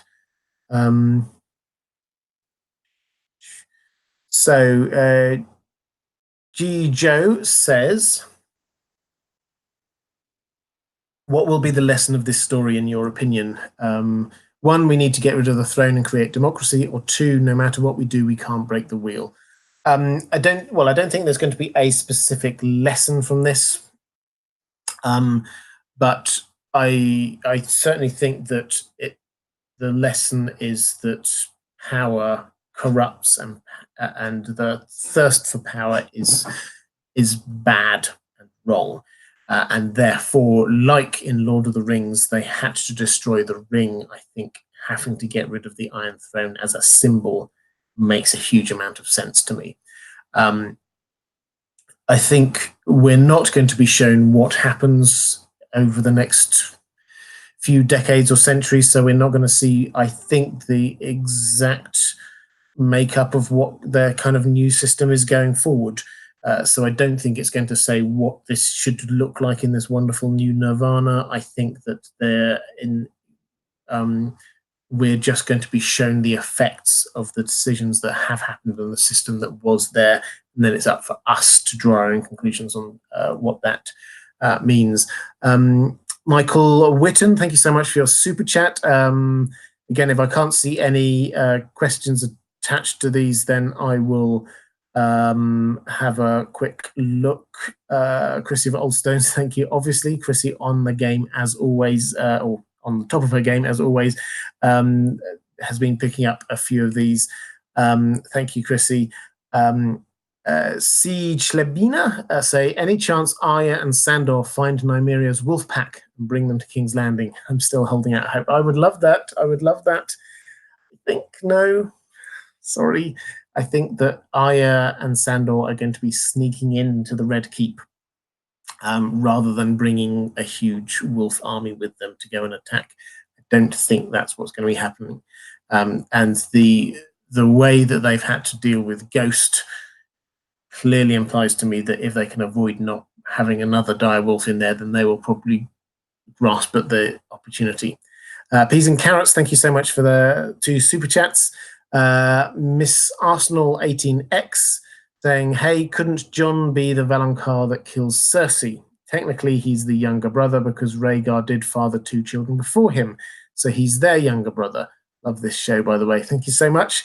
So could Jon be the Valonqar? For those who don't know what the Valonqar is, because they didn't include it in the show, this is a prophecy that was part of those prophecies that Cersei had when she was a child. They played up the ones about her having 3 children, and they're going to be a younger, more beautiful person who's going to overthrow her effectively. So they played up those ones. They didn't talk so much about, in fact, they didn't mention at all the Valonqar. The Valonqar is basically saying, and somebody's going to kill you, wrap their hands around your pale white throat. So that has been a question that's been played around with the books, not so much the show, because they deliberately didn't include it. So could it be Jon? Well, yes. That doesn't really seem to me to be a Jon way of killing someone, if that makes sense. So it's not really where he's at, and there are other people who've got a more convincing character arc to take them towards killing Cersei. I've already talked about Jaime. Arya, it's already there that Cersei's on her kill list, and so that would end her kill list if she got to her. Tyrion said many times how he wants to kill her. So there are lots of different people. Even Brienne, you could certainly see an argument for why that would make sense for her to do it. So there are lots of people who it would make sense to do. Yes, Jon could, but I don't think it's likely to be him.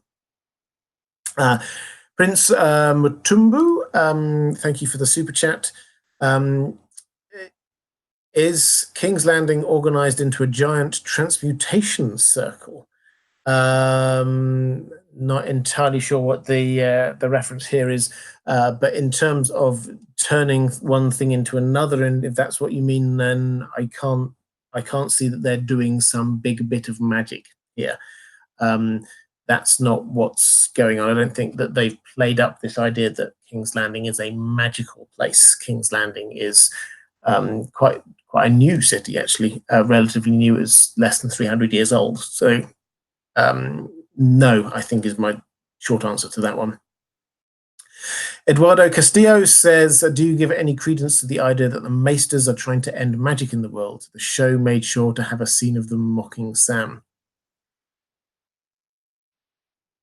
Yes, I do. I think that on the show, though, they seem to have relegated the Maesters to just sort of a bunch of old fuddy-duddies who don't really know what's going on in the world. So I don't think we're going to see huge amounts more from them, if anything, to be honest, the Maesters in the last 2 episodes. That's not what they're here for. I don't think they're going to suddenly appear and kill the last dragon or anything like that. That's not where it is. I definitely think in the books, going back through the history, there's very strong evidence that they were a part of getting rid of magic, because they were trying to control information and knowledge and keep power for themselves. And I think that was a huge part of what it was, and a kind of an advancement of humanity way. So yes, I think that there's definitely that going on in the books, but I think on the show they've not really gone down that route. Growl Tiger says, with Martin's books in mind, is the show now in Dream of Spring phase of A Song of Ice and Fire? If so, do you think episode 3 is the end of the Winds of Winter? Good question. So yes, I think where we are now, I think is definitely in a Dream of Spring phase. I think that this is the Scouring of the Shire phase, which I've talked about quite a few times on these live streams. I think that that's where we're at. We're right at the very end, so we're in the final book kind of territory. The Winds of Winter, so episode 3 won't happen in that way in the books. They haven't introduced the character of the Night King, probably won't. So the idea of you kill one and they all collapse, that's not going to work. They certainly won't be able to show the battle in the same way because of the way that George R.R. Martin does his narrative style from specific points of view. So no, I can't see that. I guess, and I don't know, but I guess that they knew more of that bit of the story is going to happen at some point in A Dream of Spring. I think the Winds of Winter is going to be the coming of winter, and that will probably end with it being in a really dark, horrible place rather than the ending bit. So my guess, this is just a guess, I have no idea, but I think that the ending of the Others storyline, the episode 3 equivalent, is going to be partway through A Dream of Spring. That's my best understanding of where we're at. And in Compoop, good name, 25, has anyone even acknowledged that all of House Frey was mysteriously murdered, let alone that I did it? Shows how small the world has gotten in season 7 and 8. Yeah, I think there was an acknowledgement somewhere along the way that happened. I can't remember where that was, but the world that we're in is that they're narrowing everything down, as you say. That the world seems smaller now. They're focusing everything in to the stories that they're telling, which was first half of the season. It was this build up to what's happening with the White Walkers. Second half of the season, it's going to be what's going on with Cersei and King's Landing, and then the last episode is going to be tying up any loose ends. So that's where they're at. They didn't major on it in any way because that was last season, really. So I think news is out there. It couldn't not be out there, but it's not something that they've been majoring on, obviously. Polyphant says, Tyrion for King. Any thoughts on this? Been enjoying your content. It is not super negative like the majority of my feeds since episode 3. Well, I'm just on that last bit. I'm not going to be negative about the show. I still, I watch it as an intelligent, informed viewer, as all the rest of you do, and so I'm obviously not blind to the faults in the show, but I still enjoy it, and I still think it's one of the finest things on TV. I can see a difference between the books and the show, and I can appreciate them both for what they are. And I view my channel not as a critique channel, not as a chance for me to moan about stuff, but as a chance to explain things as I understand them. And so, yeah, I'm not going to be negative. And I'm glad that came across, because that certainly was being my intention, not to be negative, but to try and identify or explain things and help people enjoy the experience of watching the show. But the first part of it, Tyrion for King. Any thoughts on that? Well, incidentally, I think Stephen King tweeted out his thought that maybe that could be what happened. It's possible. I think the only way it's possible is, as I was outlining with this kind of War of the Roses ending, where you get the two houses, joined houses, Lannister and Stark, and him and Sansa kind of joint ruling. So that's the only way that I could see that happening. My guess, though, is that if we're at that point, it's not a matter of a person having the throne. It's a matter of how do we move forward from here. I love the idea of just like, after everything's happened, having the bunch of characters who we suspect surviving just like staring at each other going, well, what now? I think that's the kind of ending that they're going for. The feel, not that specific image, but the feel of, okay, well, we've resolved all of these things in this long story. Now we have to figure out how to move forward. And that's the point that they end off without them necessarily telling us the details. So it might be that there's nobody sat on the Iron Throne, or the Iron Throne doesn't exist anymore because it got destroyed, that kind of thing. But it's possible, Tyrion. And Stephen King, it has to be said, does know a thing or two about storytelling. God forbid 95, saying, will you please do some episodes where you talk to legit philosophers like Nigel Warburton? I feel Game of Thrones is heavily underlaid with existential philosophy. Winter is coming is like waiting for Godot. Oh, wow. I've not really thought about that. I saw a fantastic version of Waiting for Godot just a year or so ago, actually. And I hadn't made any connection across to Game of Thrones, so I'd have to have a think about that. But in terms of getting philosophers and psychologists on, then I like the idea. One thing that I'm going to try and expand out over the course of the next year or so is getting a few extra voices from outside of sort of the current community of people that we have. I have people I really enjoy collaborating with that I will carry on going and collaborating with. But I love the idea of getting historian on to talk about the real world history links across with the story. Philosophers is a fantastic idea, so I'm going to try and weave a few more episodes in where sort of probably more podcast style episodes, videos where I just talk to an expert and get their knowledge on stuff. I'm a huge fan, again, I hope this comes across, I'm a huge fan of, this isn't just me telling you stuff, this is me helping us all explore things with experts out there. So if there's somebody who knows more things than I do about a subject, I would love to have them on and chat to them about it. So yeah, it's a fantastic idea, and something I'm looking at. And the second one, God forbid 95, saying, in this context, also feel that the main characters are key manifestations of key psychology or philosophy concepts. Cersei is narcissism, Ned is dedication, Bran is memory, Sam is friendship, etc. Yeah, there's a lot going on there. There's Gemma from Secrets of the Citadel, I know, did a fantastic video probably about 6 months or so ago now, looking at psychology and personality types, and also some more sort of clinical diagnoses of characters, like what's actually going on with Joffrey or Cersei or something like that. So there is a lot of stuff going on there, and yeah, I'd love to dig into all of that at some point.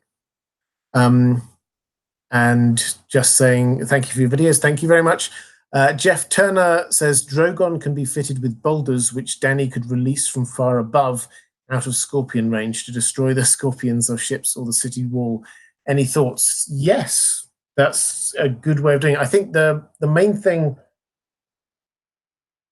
I would say, which I put in my breakdown video of the trailer, is that there is a key difference here. I know a lot of people have felt that the scorpion bolts seem to take down dragons too easily.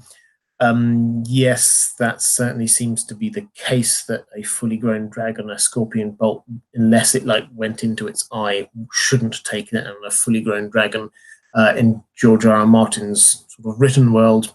But in terms of the show world, what's noticeable is that whenever she's been under fire in this kind of way, it's been a surprise attack on her.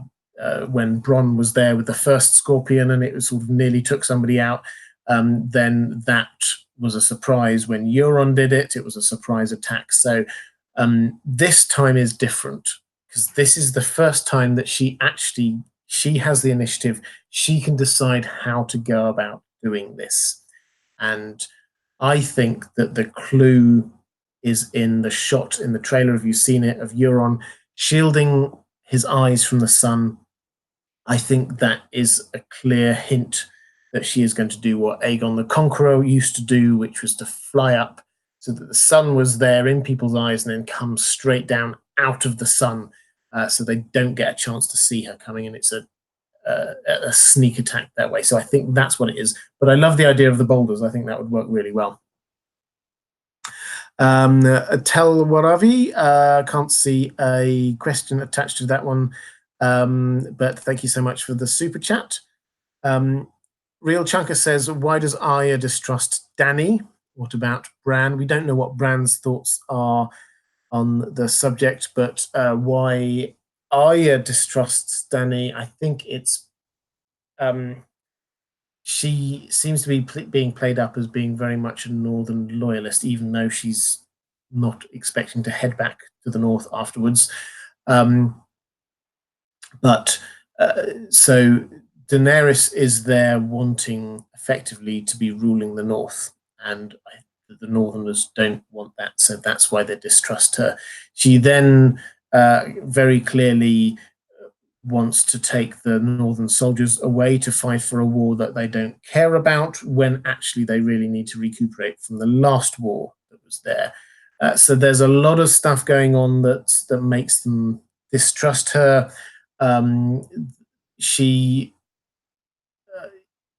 You can balance all of this against all of the good things that Dany did when she came up to the north, but this is why, these are the reasons why they picked up on.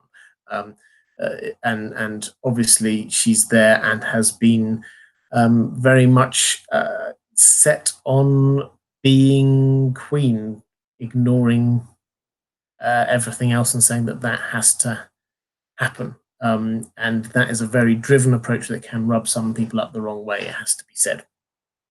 So those are the reasons why. Whether you think there's a fair reasons is a different question, though. Kathy Stark says, in A Feast for Crows, pardon me, in A Feast for Crows, it's noted several times that the Golden Company broke their contract with Myr, so their reputation isn't unblemished. Might they break their contract with Cersei to align with the books? Yeah, so it's possible, and I know lots of people are speculating on the idea that maybe they might break their contract, because they have mentioned so many times on the show that they've never broken the contract. I'll refer you again onto JR's video over on Geek Chat 1 about this. I think that he's, I've not watched the video, but I've spoken to him about it. I know he's got a lot of good ideas.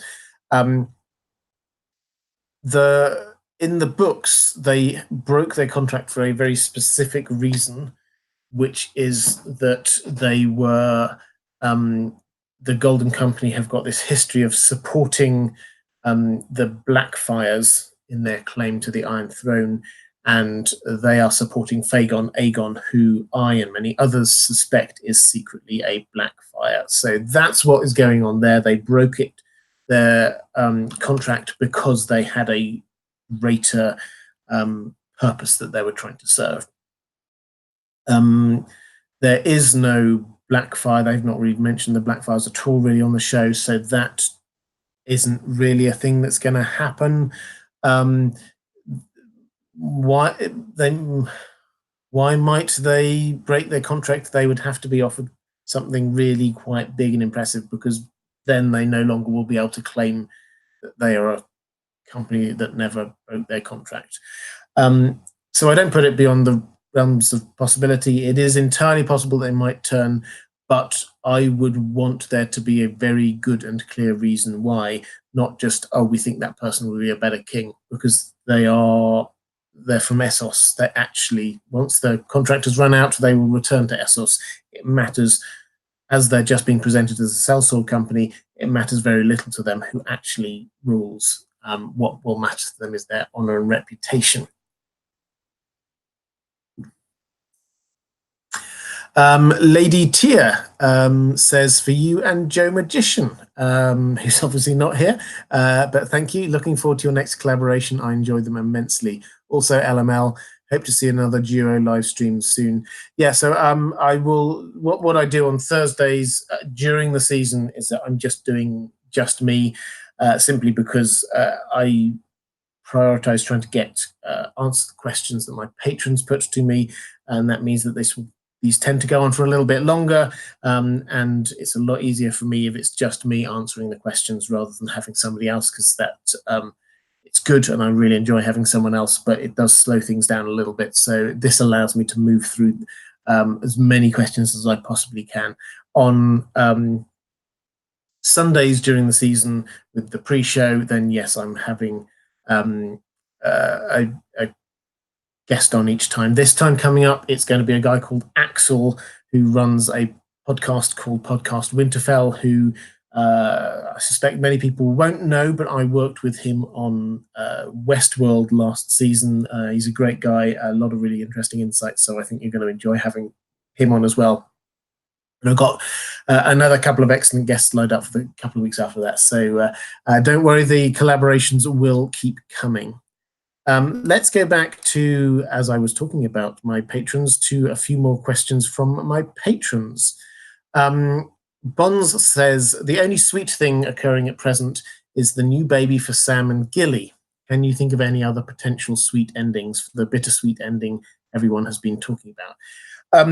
Well, my first thought is that we shouldn't, well, I think as an analysing community would tend to overemphasize this this word bittersweet.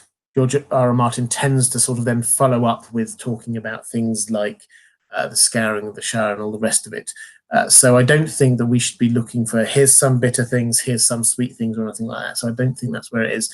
What I think we will see is that there are some characters who get the acknowledgement that they finally deserve, like Jaime.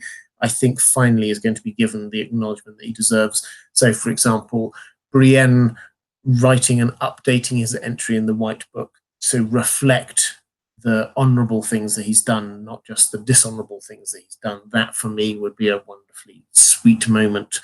I think that there will be some characters who emerge through to the other side, having suffered huge amounts. So I had for a time thought that perhaps Theon might be that one of those characters, one of the cripples, bastards, and broken things, as it were. It appears he isn't now going to be one of those, but someone like, say, Sandor, I hope that he reaches a point where he can overcome his fears, he can reach some kind of personal conclusion and satisfaction with what's been going on with his brother, and then we can see him move on into a new part of his life. So that, for me, is what works, is just a satisfaction to a character arc, provides this kind of the good bits of what we might have as an ending. But I don't think it's just going to be, this is a good ending, there's a bad, this is a bitter, this is sweet. I don't think that's the way it's going to work.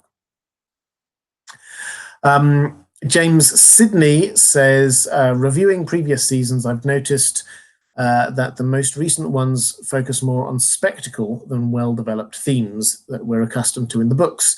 Could be partly the lack of source material, but I posit that as the show increased in popularity, the showrunners went for lighter themes and more spectacle to appeal to a much wider audience.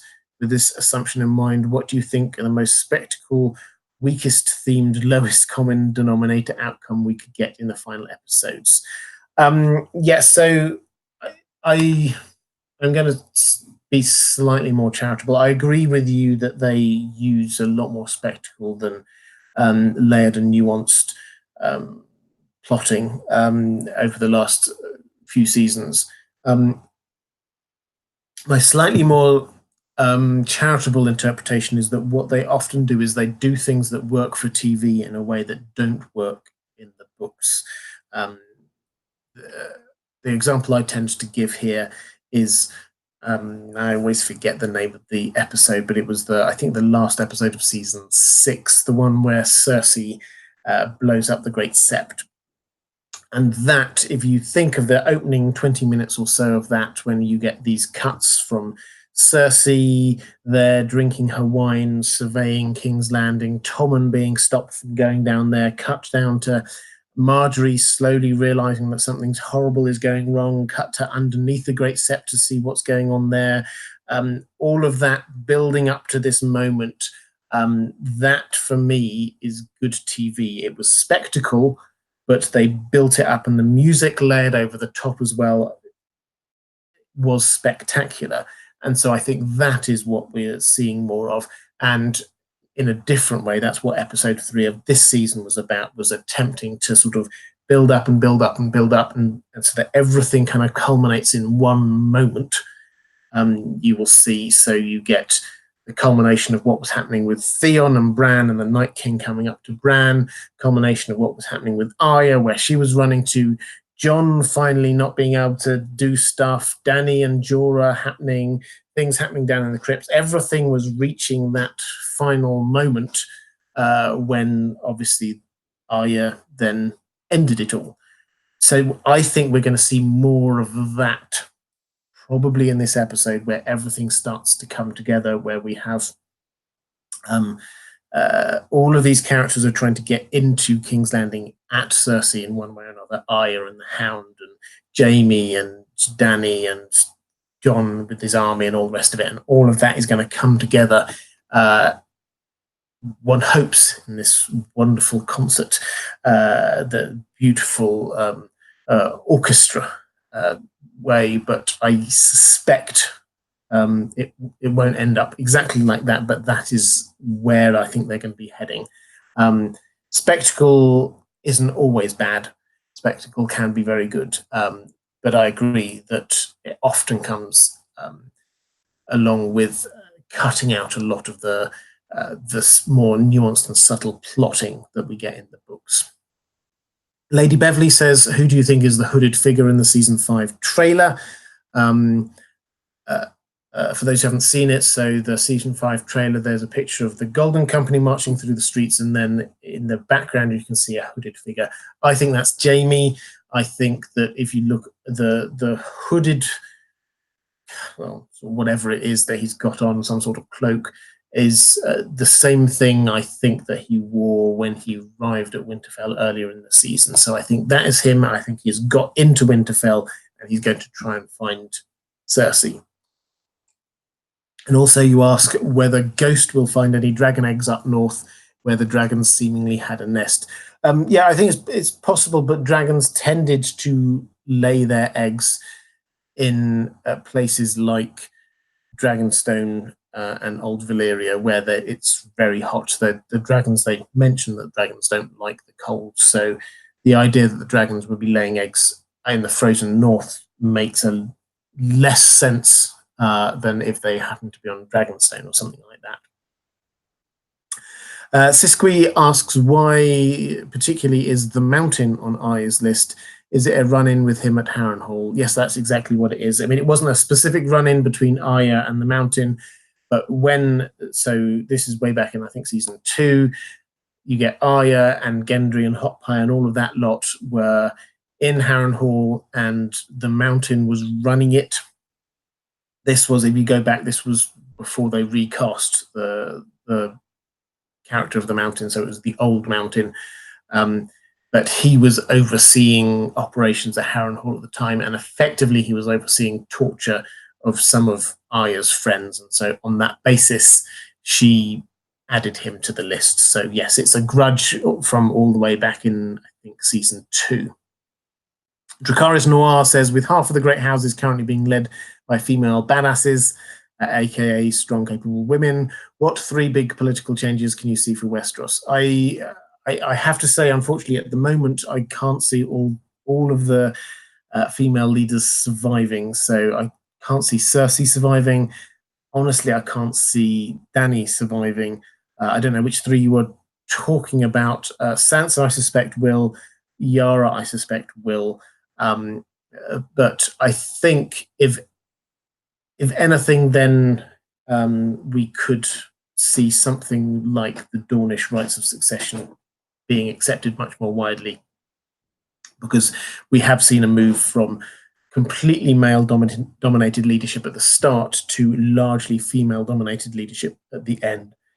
And I think that one of the messages is that, yes, the men didn't do a very good job, but not all of the women have done a fantastic job either. Therefore, it makes no sense to have male preference primogeniture. Let's just open it up. But I do not think that we're going to get down to this level of detail. I think that we're going to end up, as I said, with everything being resolved from this story arc and not so much about how they're building for the future. So I don't think we're going to see any details about these political changes. Andrew Curzon says, do you think that when the mountain gets taken down by the Hound and or Arya, that we will have seen the last of the Science Whites? I have a sneaky suspicion that possibly the final shot of the series will be something showing them and we will enter the cycle again, but this time mankind and not the children of the forest will be responsible for creating an uncontrollable weapon. Yeah, I like that. So, and also I don't like it. So Science Whites, for those who are unaware, it's my shorthand for the whites that Qyburn has created, which appears to be not through magic per se, but through some sort of equivalent of science in a kind of a Frankenstein way. So he created the mountain. The mountain was a prototype as far as we can tell. He is actively trying to do more, would be my guess. Whether we're going to see them on the show, I do not know. But this idea that he might have created a whole load of them, and actually this is going to start another cycle of this, but it's not the children who created them this time, it's humanity. I really like that idea. I think it's scary.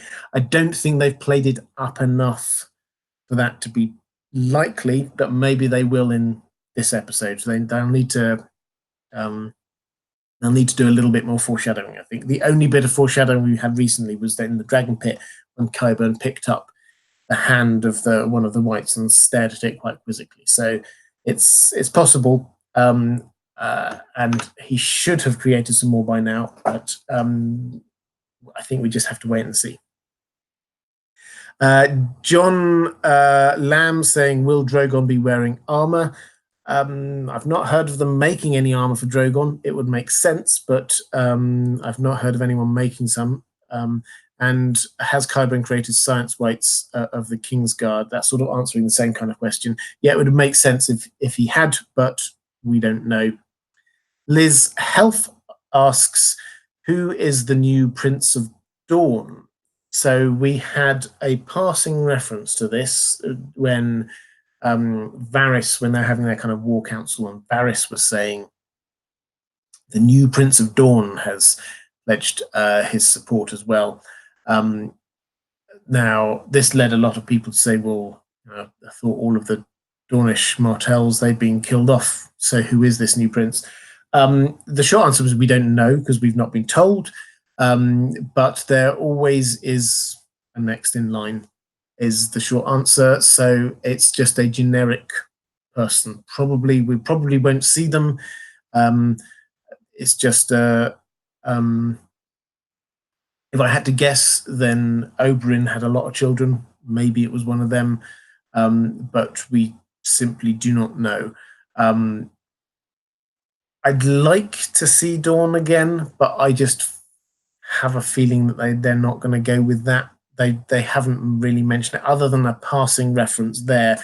They've not really mentioned it, and so the idea of being a big Dornish army or having some big political machinations, maybe that's who Varys might try and get on side to get support for Jon. I don't know, but we haven't got a name, and so we don't know who this is. Let's go back to the chat. Where have we got to?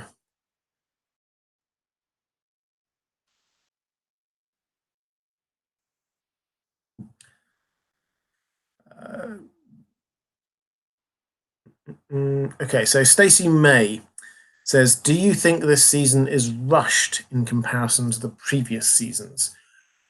I don't know whether rushed is the word I would use. I think what they've done is they've compressed the time frames a lot.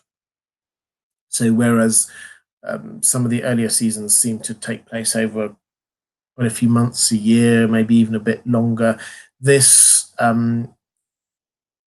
one of the episode 3 seemed to take place pretty much over one night. Episode 2 seemed to take place over just a matter of a day or so. So it seems more, and I don't know if rushed is the right word, perhaps compressed. Is that rather than having things unfold over a period of time, they've because they've got fewer characters and they've got all those characters in one place, that has meant that they've had all the action happening in a focused period of time. Now, they've obviously had to have a couple of jumps so in order to get people from the north down to King's Landing. But that's where I think I would use the word compressed rather than rushed, is what I'm trying to say. They have got a lot of plot. I mean, the little asterisk I'd put on there is that if you were to push me on this, I am with George R. R. Martin, is that I think that it worked a lot better in 10 seasons, not 8. And I think that the fact that they put it in 8 has meant that they have squeezed out some of the plot I would have liked, to put it mildly. But they've done a slightly different feel to this season. And as I say, each of the different episodes has a slightly different approach, but squashed together, not necessarily rushed. Growl Tiger asks, do you think Jon dodged his promise to Dany not to reveal his origin to his sisters by handing off the revelation to Bran? No, I don't think so. I don't think he's the kind of person who, if she confronted him with it, would then try and say, oh no, well, I didn't say it. My brother said it. I don't think that's what he's going to do. I think that he would own up to it, but I think that he would have to accept the fact that Sansa broke her vow. I think that they've set this up as being the moment that they had that conversation and Dany was there saying, these just don't say anything, and he said, well, I am going to tell these two people. The moment that was there, you knew how this is going to roll out. They've set this up as a sort of a classical tragedy almost, in that we know the characters, we know the situation. Actually, a lot of that bit we can just start seeing, well, if that happens, then this other thing must happen. If that other thing must happen, this other thing must happen. And it's all going to start sort of going through. So the moment that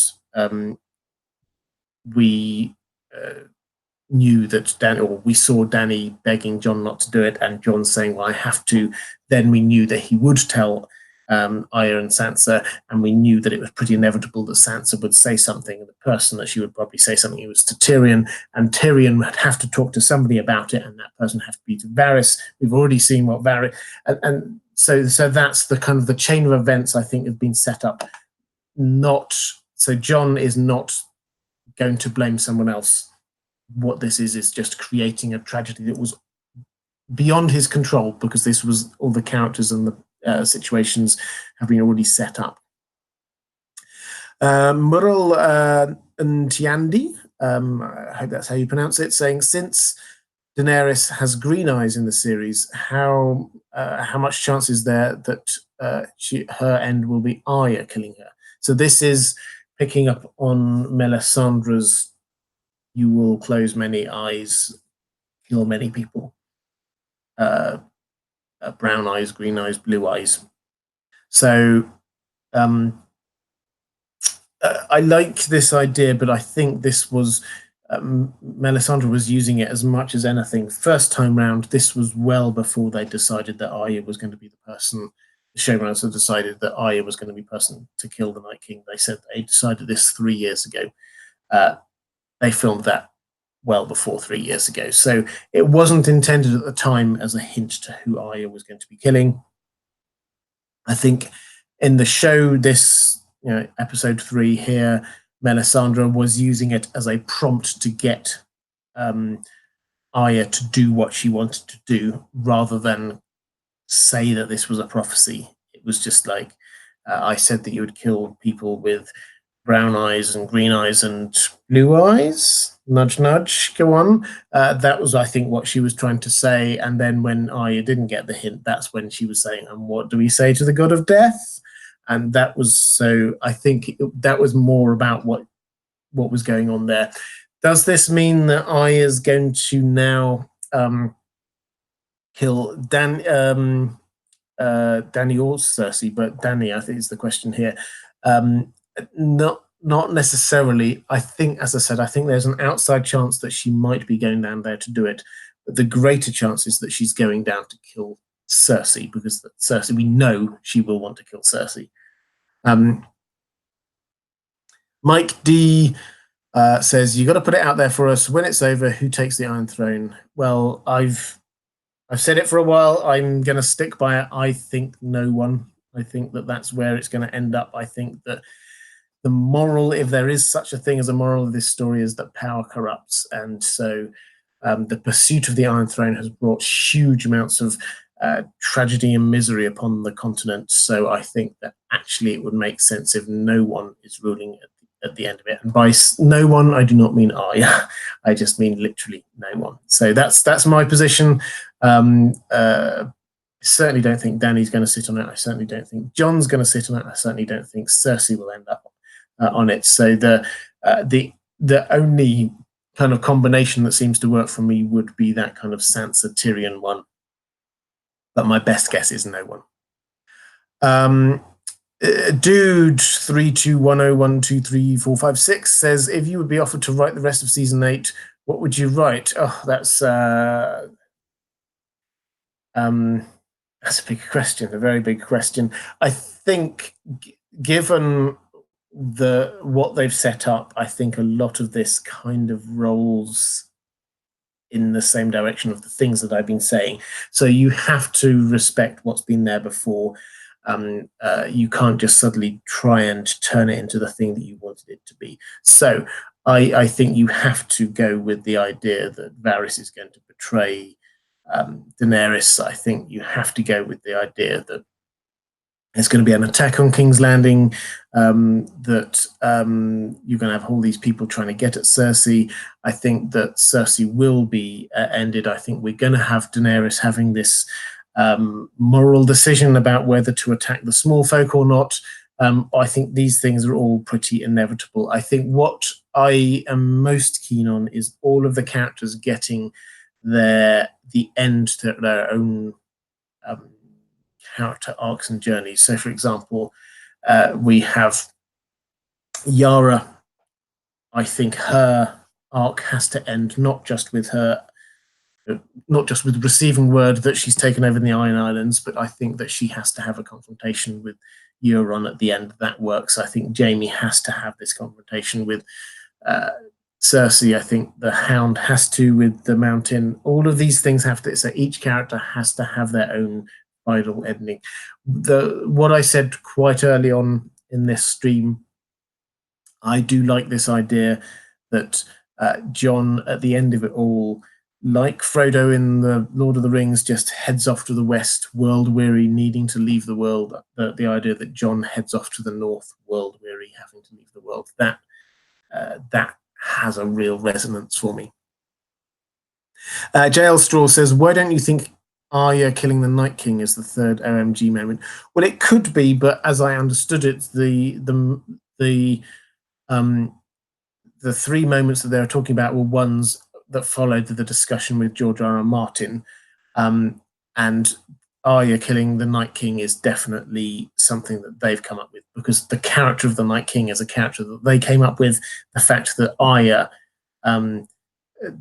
killed the Night King was a thing that they came up with. So they wouldn't call it an OMG moment for them personally if this was something that they thought up. So I think it's something else.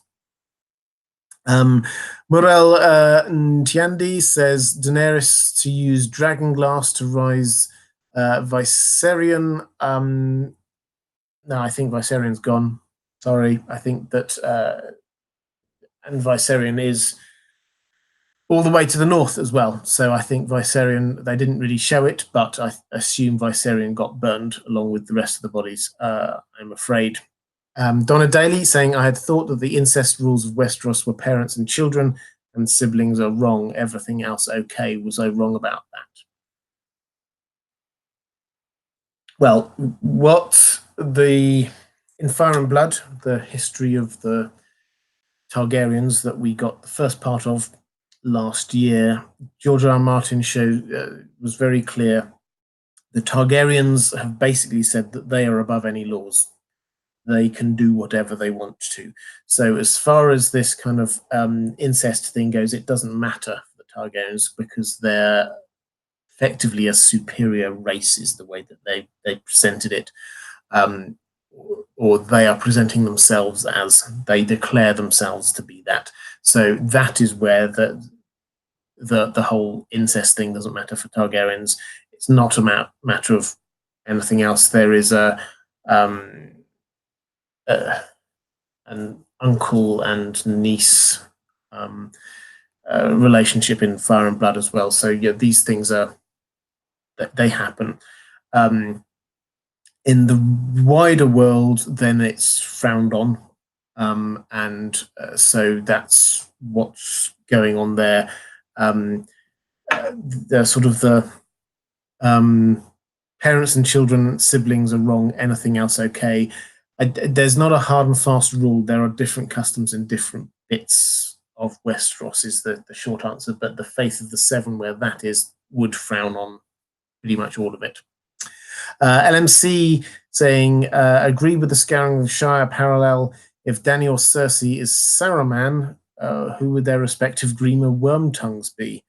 Tyrion for Dany, but Cersei. So I think Cersei is being set up as effectively as the Saruman figure in this. The Grima Wormtongue there is some combination of Euron and Qyburn. So that's what it is. So it's not an exact.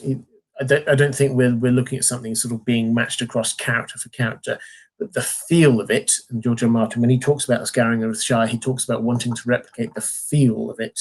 The feel of it is after the big battle has happened, after the big issue has been resolved, people can then turn back to how do we get the land to how we want it to be, and how do we defeat or deal with the secondary baddie. So the secondary baddie here is, it would appear, Cersei, and so our battle-worn heroes use the strengths and the abilities that they've learned during their struggles in order to defeat the second baddie. That is the kind of feel that we're going for. So that is what's going on there. I think, yeah, some combination of Qyburn and Euron as Grima really kind of works for me, though, I have to say. The Big Woman's Still Here, Giant Spain. Good name. Thank you, very generous super chat. Saying, please explain if at season 6's end, Dany broke off things with Daario Naharis to come to the west of the throne and marry for a better claim. What's the tension for? Marriage would negate the tensions, and if she can control Jon, what's up? Okay, so as far as Dany's concerned, yeah, she should marry Jon. I don't think she sees any problem with that whatsoever. They've not really talked about that. The because, you know, that's quite a big step for a couple to do. But the problem is all on Jon's side. She grew up thinking that it's completely fine for she grew up thinking that she was going to marry Viserys, her brother. So this was all completely fine and natural to her. And beforehand, it made sense for her to have a strategic alliance with Jon as king in the north. And so a marriage there would have made sense. Afterwards, it made no difference to her whatsoever. For Jon, however, this is an issue. He's got the problem. So I don't think she's got a problem with it. I think it's him. And yeah, so Tyrion and Varys, when they're talking about it, they think that she would control him. Yes, that's what they're thinking. Whether they're right or not is, I think, for us to decide. But yeah, it's not. Dany's not got an issue with it. It's Jon. NYNTY5 saying, okay, you really need to start the Red Rising series and help us get an HBO show. Okay, thank you. I will check it out. I'm always open for ideas about what else I cover. In terms of things I will definitely be covering, as I said, more Song of Ice and Fire, the spin-off show when that happens. I will definitely be covering Westworld Season 3, which is probably spring of next year, and Tolkien I'm looking to expand into. There are a couple of other things that I'm thinking about that I've tested with my patrons. There's some interest in them, so we'll see. But always happy to get suggestions on other things. It's kind of stuff I hope you kind of figure out the kind of things that I'd work with. I love the sort of the nerdy, geeky stuff, but not just anything, something that we can really get our teeth into and understand and try and work through the implications of something and the nuance of something, not just a, hey, that looks pretty kind of thing. So, yeah, always happy for some suggestions. Sundancer1 says, isn't Jon on borrowed time? What is his purpose now, and will he die once he achieves it? Will he give the kiss of life to Dany?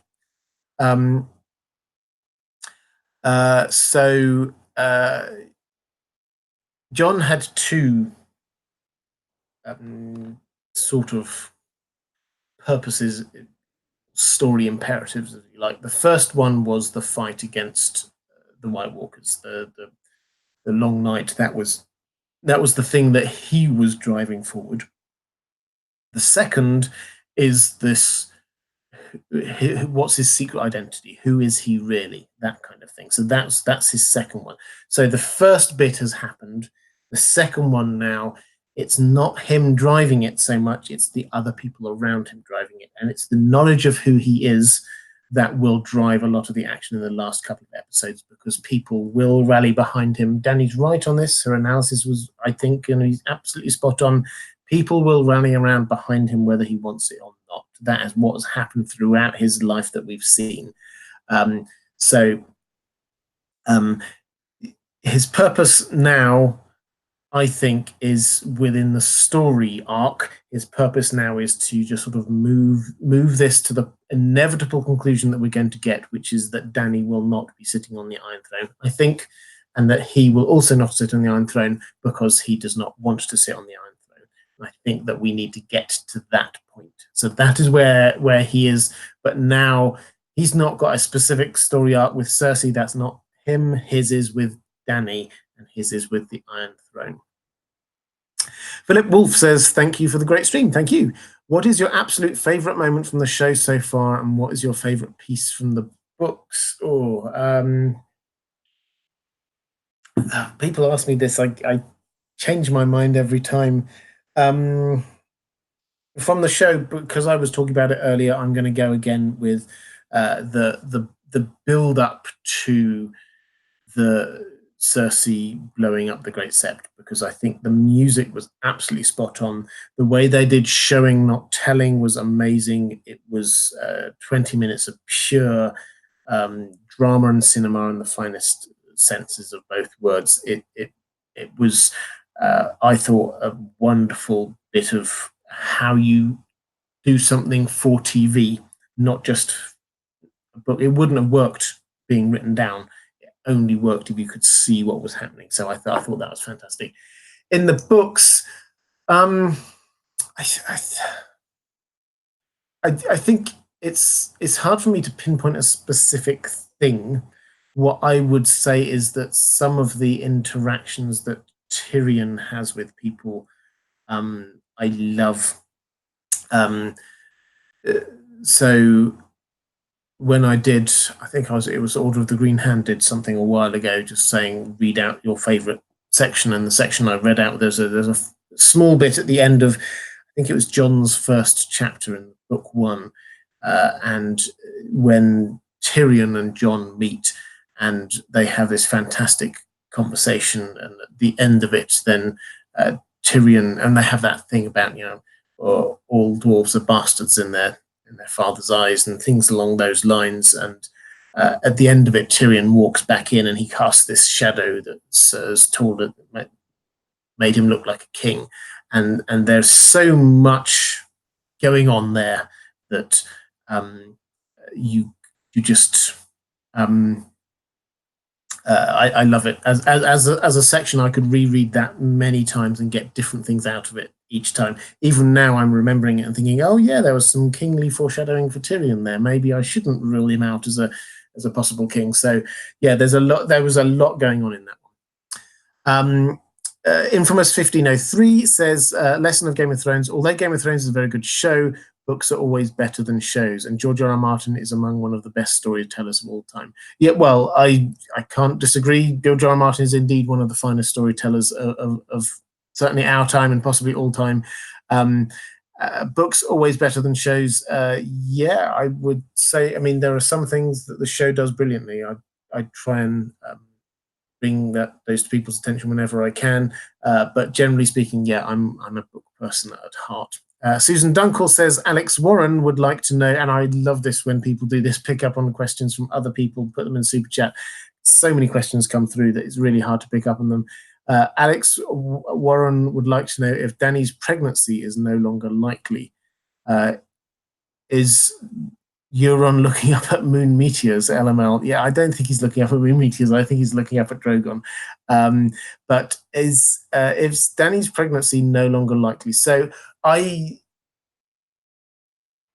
could take this either way. I think I picked up this a little bit earlier. I think they're definitely trying to show the symmetry between Cersei with her 3 children dying, and Dany, who's now lost 2 of her children, dragons, and I think probably will lose the 3rd, and I think that they're going to try and show us that symmetry. And so that was why they were playing up the I can't have children thing. But it would add a degree of something, pathos, horror, I don't know quite what, if we discover that Dany is pregnant as she dies. So I think if you take the idea that good fiction is taking your characters and trying to dream up what the worst possible thing that could happen to them is, then that would be pretty horrific. So I think there's a chance. I don't think they've forgotten it. I think there's a chance that we might have something really quite sort of horrible on the way. But we'll see. We'll see. Let's go. I've got my last lot of questions from my patrons. So I think we'll probably go for about a quarter of an hour more. So questions from patrons.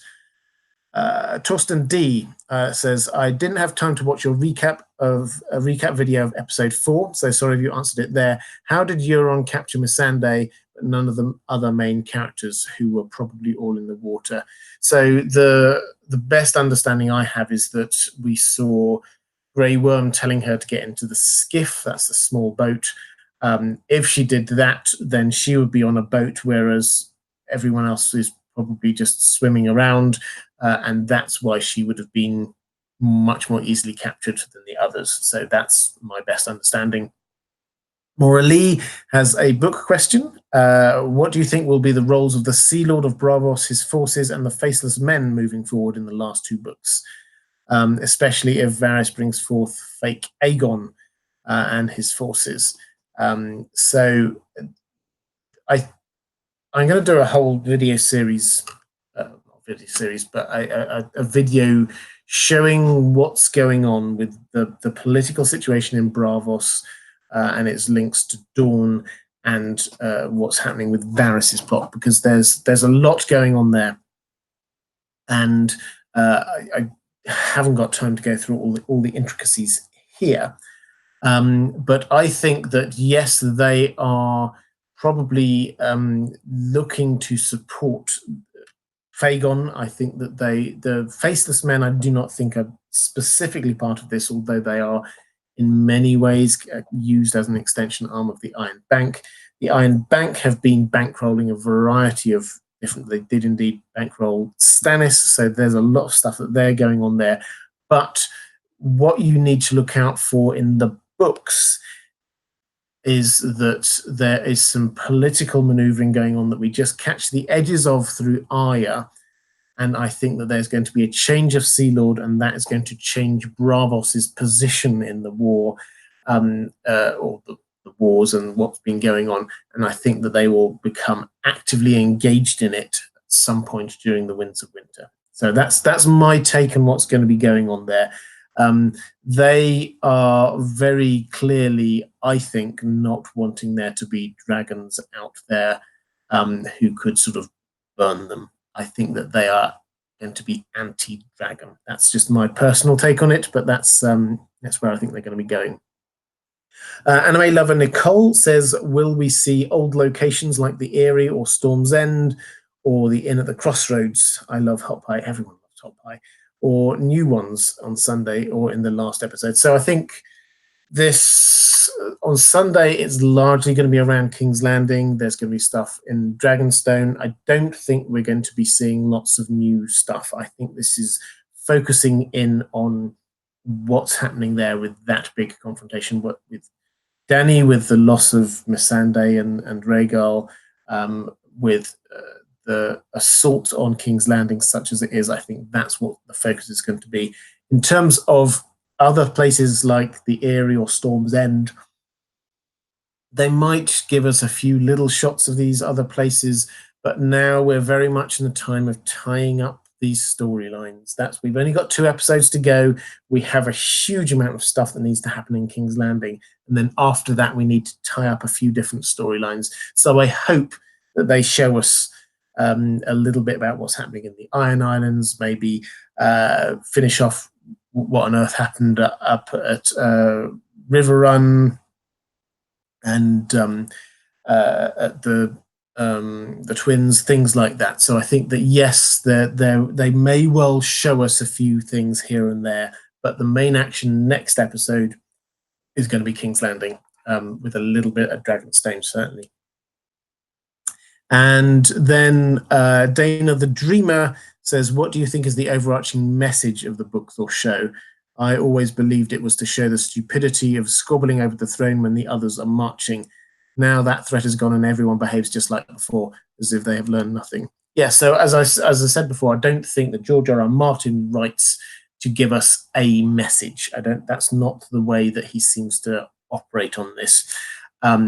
But there clearly that is a strong message we can draw from this, which is that everyone's squabbling meant about trying to get power meant that you ignored the bigger threat that was there to all of humanity. And there are certainly lots of people who've drawn analogies between that and things like climate change, and those, I think, are perfectly valid kind of applications to draw from this. But he is not writing a book or a series of books in order to give us some huge analogy of a thing. It's something that we can gain applicability from rather than anything else. And what you're saying, I think, is right. The stupidity of squabbling over the throne is indeed there. And the fact that people carry on doing it, I don't think undermines the message that it is stupid to be squabbling over the Iron Throne. So that's where I'm at on that. Okay, guys, let's go for about 10-15 minutes more. I'm starting to run out of voice, so that's, if you've got any more questions, now is the time to drop them into the chat. But I've got a few more super chats to get through before we call it a day. So Hunk says, do you think the Targaryen family tree or bloodline would die off or continue to thrive after this season? I think no. I think that, personally, I think that Dany will die. Personally, I think that Jon, as I was saying, I think he's probably going to also absent himself. That doesn't mean that Valyrian heritage is going to die out. Gendry has some, as we talked about earlier. It's just that House Targaryen itself, I think, will vanish. That's the way that I see this happening. Dornish Dan saying, thank you to Robert and European moderators for staying up so late to this. You're very welcome. And again, moderators, thank you so much. You do so many fantastic things, and particularly when these ones go on for a while, I do really appreciate it. Jason Gard says, Dany seems isolated instead of Cersei. Why? Well, Cersei doesn't have many people around her. She's just got the people that we can see. But Dany seems isolated because the people who are closest to her have been killed. She had Jorah, who died. She had Missandei, who died. 2 of her 3 dragons have died. Even people like Barristan died last time. She She went away from Dario Naharis. She left him alone. And now we've got Jon, who she was obviously close to, but there's clearly that's not going as well as it had been before. There is a rift there potentially developing. So that's why she's feeling isolated, because she's lost people. And all this talk, we were talking about it earlier, all this talk of her, whether she's going to be mad, she's mourning. She's probably suffering from huge amounts of stress and anxiety and things. That is what is going on with her right now, and it's because of what has happened. Lady Tia says, amazing live stream, Robert. Thank you so much. Don't wear yourself out. So many questions, so little time. It's 2:30 a.m. here. Yeah, well, it's coming up to 2 o'clock here with me. But thank you so much. Yeah, there are a lot of questions. What I do on Thursdays, I'm just charging through all the questions. I want to make sure that I can answer as many as I possibly can. So I've done all my patrons ones. I'm going to answer all of the super chats and then dip into as many as I can from the chat before my voice gives out. Chris Oriema says, I noticed that Robin Arryn and Edmure Tully are on the cast list for this season and haven't shown up yet. Sansa have something up her sleeve? Well, yeah, possibly, or Varys. It's so if Sansa is going to build an alliance, she's already clearly got a good chance of doing something with the Vale, because Robin Arryn really likes her, and she is related to Edmure Tully. So yes, there's a good chance that Sansa might be trying to do something, and I think that what we're going to see is her trying to pull people together, and Varys, whether they will each know that they're working to the same aim is another matter, but them trying to pull together a sort of coalition of sorts. So that's where we're going to be at. Alicia Altair, don't see a question, but thank you so much for the super chat. Kelly Powell saying, no question, just wanted to know you are appreciated. Thank you so much. That means a lot. Thank you. B. Craig Law says, never catch the live stream, but I think your videos are great, Robert. Thank you for your hard work. Thank you. Lou Bottomus says, Littlefinger's death was a faceless person. Yeah, I've seen this theory around and about. I mean, I don't think so. I've seen pretty much no strong evidence that that was the case. I mean, it's left with the possibility that it was, but if we're saying that, we have to say that Arya didn't know it. And I think Arya knows what faceless people are like. So, no, I don't think that that's the case. Morally, thank you so much. Just a show of love and support. Johnny Cash saying Jon doesn't seem to care or even want to know more about his real father. Rhaegar sacrificed as much as Lyanna. The show seems to brush aside his real father and how important it's being a Targaryen. Yeah, it's so he they sort of touched on it a little bit, didn't they? Trying to show that he was a good person, and that was what they were trying to say. But they've not, having established what Jon's true identity is, then I don't think that they felt the need to go any further than that. They've established that he's the rightful Targaryen king, so to speak, and they've established that Rhaegar loved Lyanna, and they've established that Rhaegar was a good guy. And those are the things that it seems that they wanted to establish. More than that, they weren't that bothered with, to be honest. So, yeah, it would have been great to get more. We will get more in the books, but I think that we can't. Well, we shouldn't expect the show to give us huge amounts of extra information about things that aren't needed for them to finish off the show, because they're just wanting to finish off the story now. C. Chalabina says, thank you for the great live stream and analysis. Thank you. Leathery Wings says, no question, just a thank you for the intelligent discussion. Thank you, guys. You're very generous. I really do appreciate it. I think I'm coming towards the end of my super chats. So just pick up on a couple of things in the chat that I can see. 66 Miss Pixie says, do you think Tormund and Ghost will come back to assist Jon?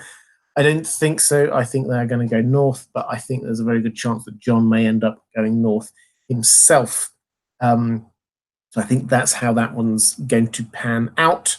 I don't think we're going to see Ghost again, to be honest, actually.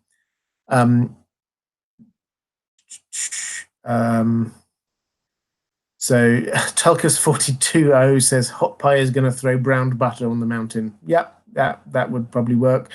So Monkeytron asks, do you think Tyrion has a good plan left in him by George R. R. Martin?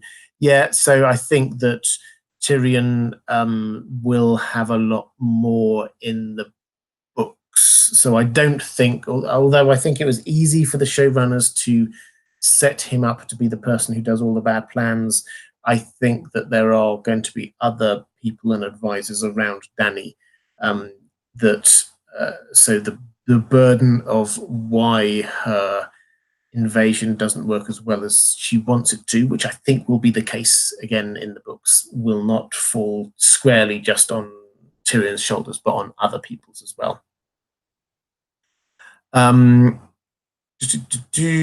We had, I think I saw another super chat. Oh yeah, Todd Freed says the Night King doesn't even exist in the books. Chance he won't even be a character in the books. Yeah, so he doesn't exist yet. So there is a character called the Night's King, who is a legendary figure. So he's a figure, if he existed at all, from thousands and thousands of years ago. But the Night King himself is a character created by the showrunners. The others seem very different, more nuanced, as you would expect, than the White Walkers in the show. They wanted, because on TV things, because it's so much more visual, they like to have a character to kind of be the figurehead for a group. They've done it with Grey Worm being the figurehead for the Unsullied. They've often had a figurehead for the Dothraki. They've got one now, Harry Strickland, as being the figurehead for the Golden Company. So we know that there is a person, we recognize their face, we know that they kind of represent the group. That, broadly speaking, is what they were doing with the Night King, as far as I could see. So, yeah, there's no real reason why we need to have a Night King character per se in the books, and I think there's a fair chance that we won't get that as it is. Okay, I think I am going to end it there, as it's just gone 2 o'clock for me. Guys, thank you so much. I really appreciate all of the chats, some fantastic questions. Very generous super chats. Thank you. I really do appreciate it. You'll next see me live on Sunday for the pre-show. That's at 10 o'clock my time, 5 o'clock Eastern Standard Time. I have got on Axel from podcast Winterfell, who's a great guy. I think you'll really enjoy having him on. But for now, I'm going to sign off. If you're watching this later, not live, then somewhere around here will appear a link to my other live streams, or actually to my other Season 8 content. If you're at all interested in looking at any of that, somewhere up here will be a link to my Patreon page where you can get access to a whole load of goodies. So, guys, thank you so much. I really enjoyed this. Have a great couple of days, and I shall see you on Sunday. Take care.